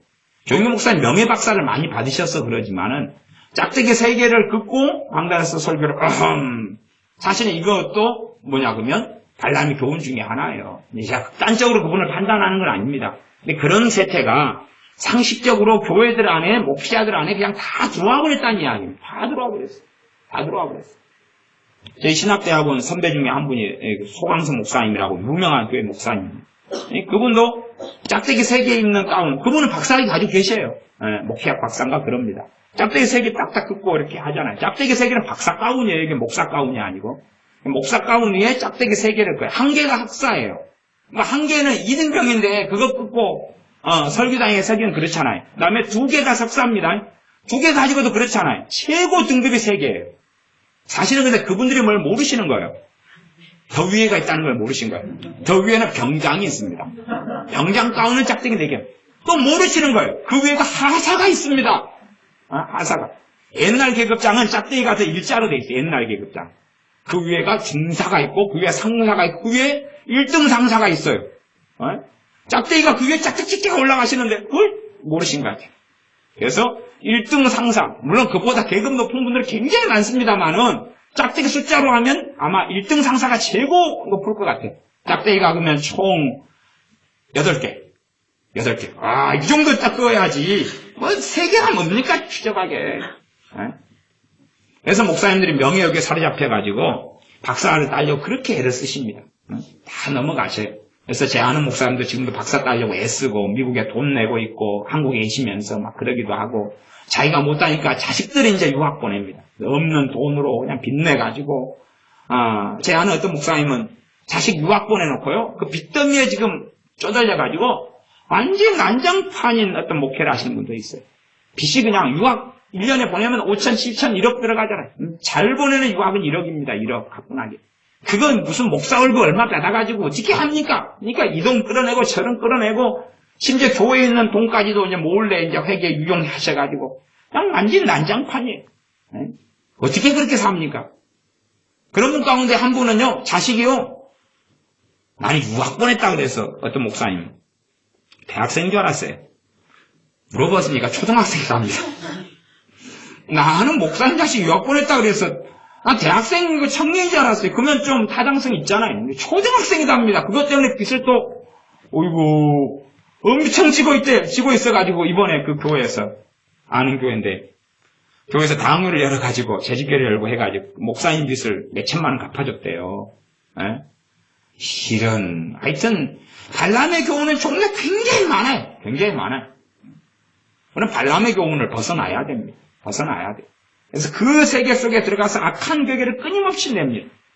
15절 이와 같이 내게도 니골라당의 교훈을 지키는 자들이 있도다. 이와 같이 그러니까 발람의 교훈이 있고 니골라당의 교훈이 있으니까 정확하게 니골라당이 뭔가 이런 것은 자료가 거의 없습니다.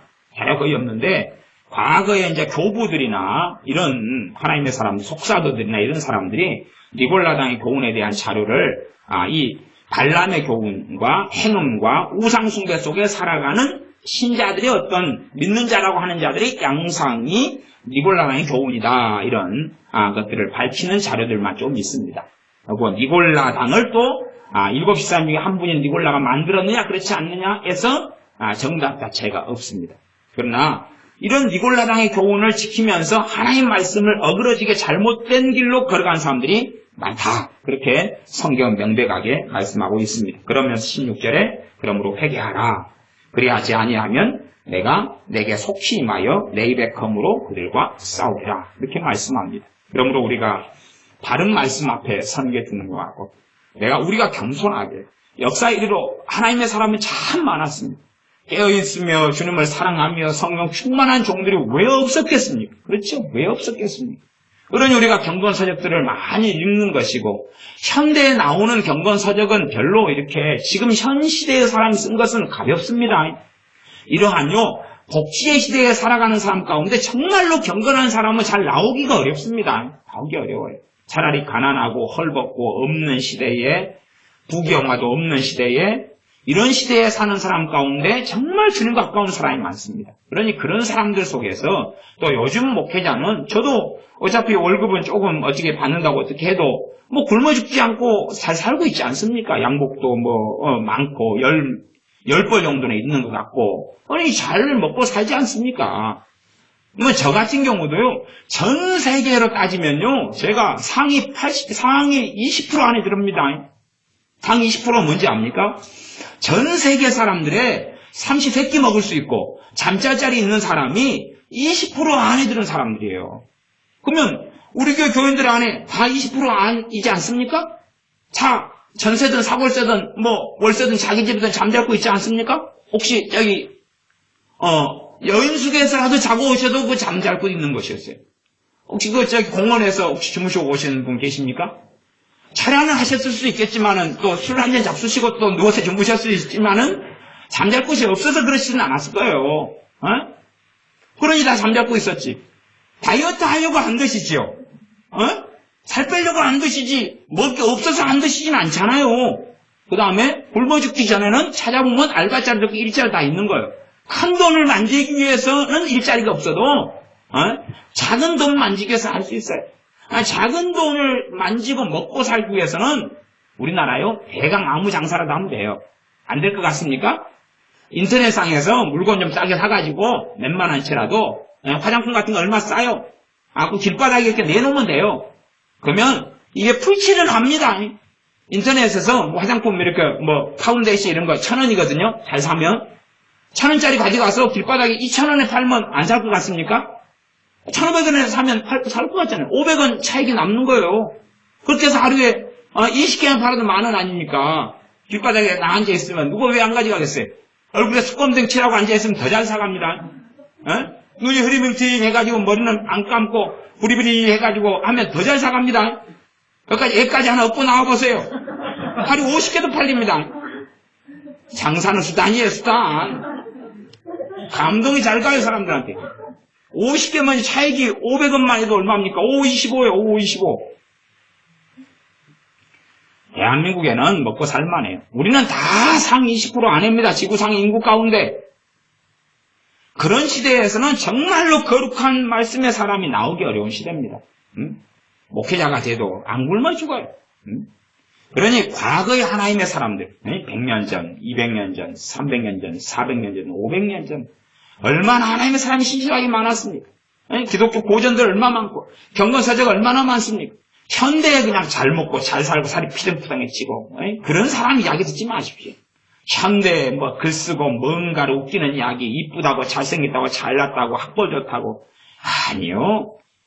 그 사람들 죽은 다음에 역사가 100년, 200년 흘러가가지고 평가되는 것입니다. 현 시대는 아무리 인기를 끌어도 조금 지나면 안개처럼 사라져버리는 것이에요. 현 시대에 인기 있다고 후대가 그렇게 평가할 것 같습니까? 후대가 평가가 된 사람들을 봐야 돼요. 현 시대에 인기 있는 사람들 말고. 그래서 제가 좀 기독교 고전들 좀 읽으시라. 그냥 베스트셀러들 좀 읽지 마라. 베스트셀러들. 그거 좋아하지 말아라. 과거에도 베스트셀러가 없었겠습니까? 썼어요. 해마다 베스트셀러 달라지는 거 모르십니까? 10년 전에 베스트셀러하고 지금하고 같습니까? 20년 전 거하고 지금하고 같습니까? 30년 전하고 지금하고 같습니까? 달라요. 달라요. 그게 아니라 고전을 읽으셔야 돼요. 고전. 경건사적, 깊이 있는 사적을 읽어야 돼요. 수박 가달기적으로 하는 게 아니라. 마찬가지로 이 경건사적의 특성이 중에 하나가 뭐냐면 과거의 하나님의 사람들의 하나님 말씀을 가리키고 깨닫고 전한 것이 있는 거예요. 그런 흐름은 명백한 것입니다. 명백해요. 그 속에서 우리가 말씀 앞에 바르게 서야 됩니다. 기도하면서 우리가 깨닫고 또 아는 것, 성경 읽으면서 깨달은 것이 내가 어린아이 수준에서는 꼭 어린아이적이라는 사실, 유아기적이라는 사실을 기억하셔야 됩니다. 믿음이 더 성장하고 자라면서 이 편견을 가지고 주님 앞에 또 나아가는 벗고 그렇게 되어져야지 맞는 것이지 30년의 깨달음이 지금도 유지되고 있다. 그러면 제가 보기에는 별로 정상적인 게 아닙니다. 사도 바울은 믿음의 성장이 갔기 때문에 어릴 때 일을 어린아이를 버렸노라 그러는 것입니다. 우리도 이 발람의 교훈이나 미혹의 가르침이 아니라 정말 하나님을 더 깊이 말씀을 통해 알아가는 은혜 속에 다 드시기를 바랍니다. 기도하겠습니다. 아버지 하나님, 우리가 미혹의 영이 들어올 때에 어떤 현상이 생기는 것부터 시작해서 발람의 교훈까지 함께 살펴보았습니다. 우리가 미혹의 영이 침입하고 들어올 때에 오히려 찬양하고 경배하면서 성령님의 역사하심이 강해지도록 그리하여 뚜렷한 분별이 되도록 우리 자신을 주님께 내어드리는 우리가 되게 하여 주시옵소서.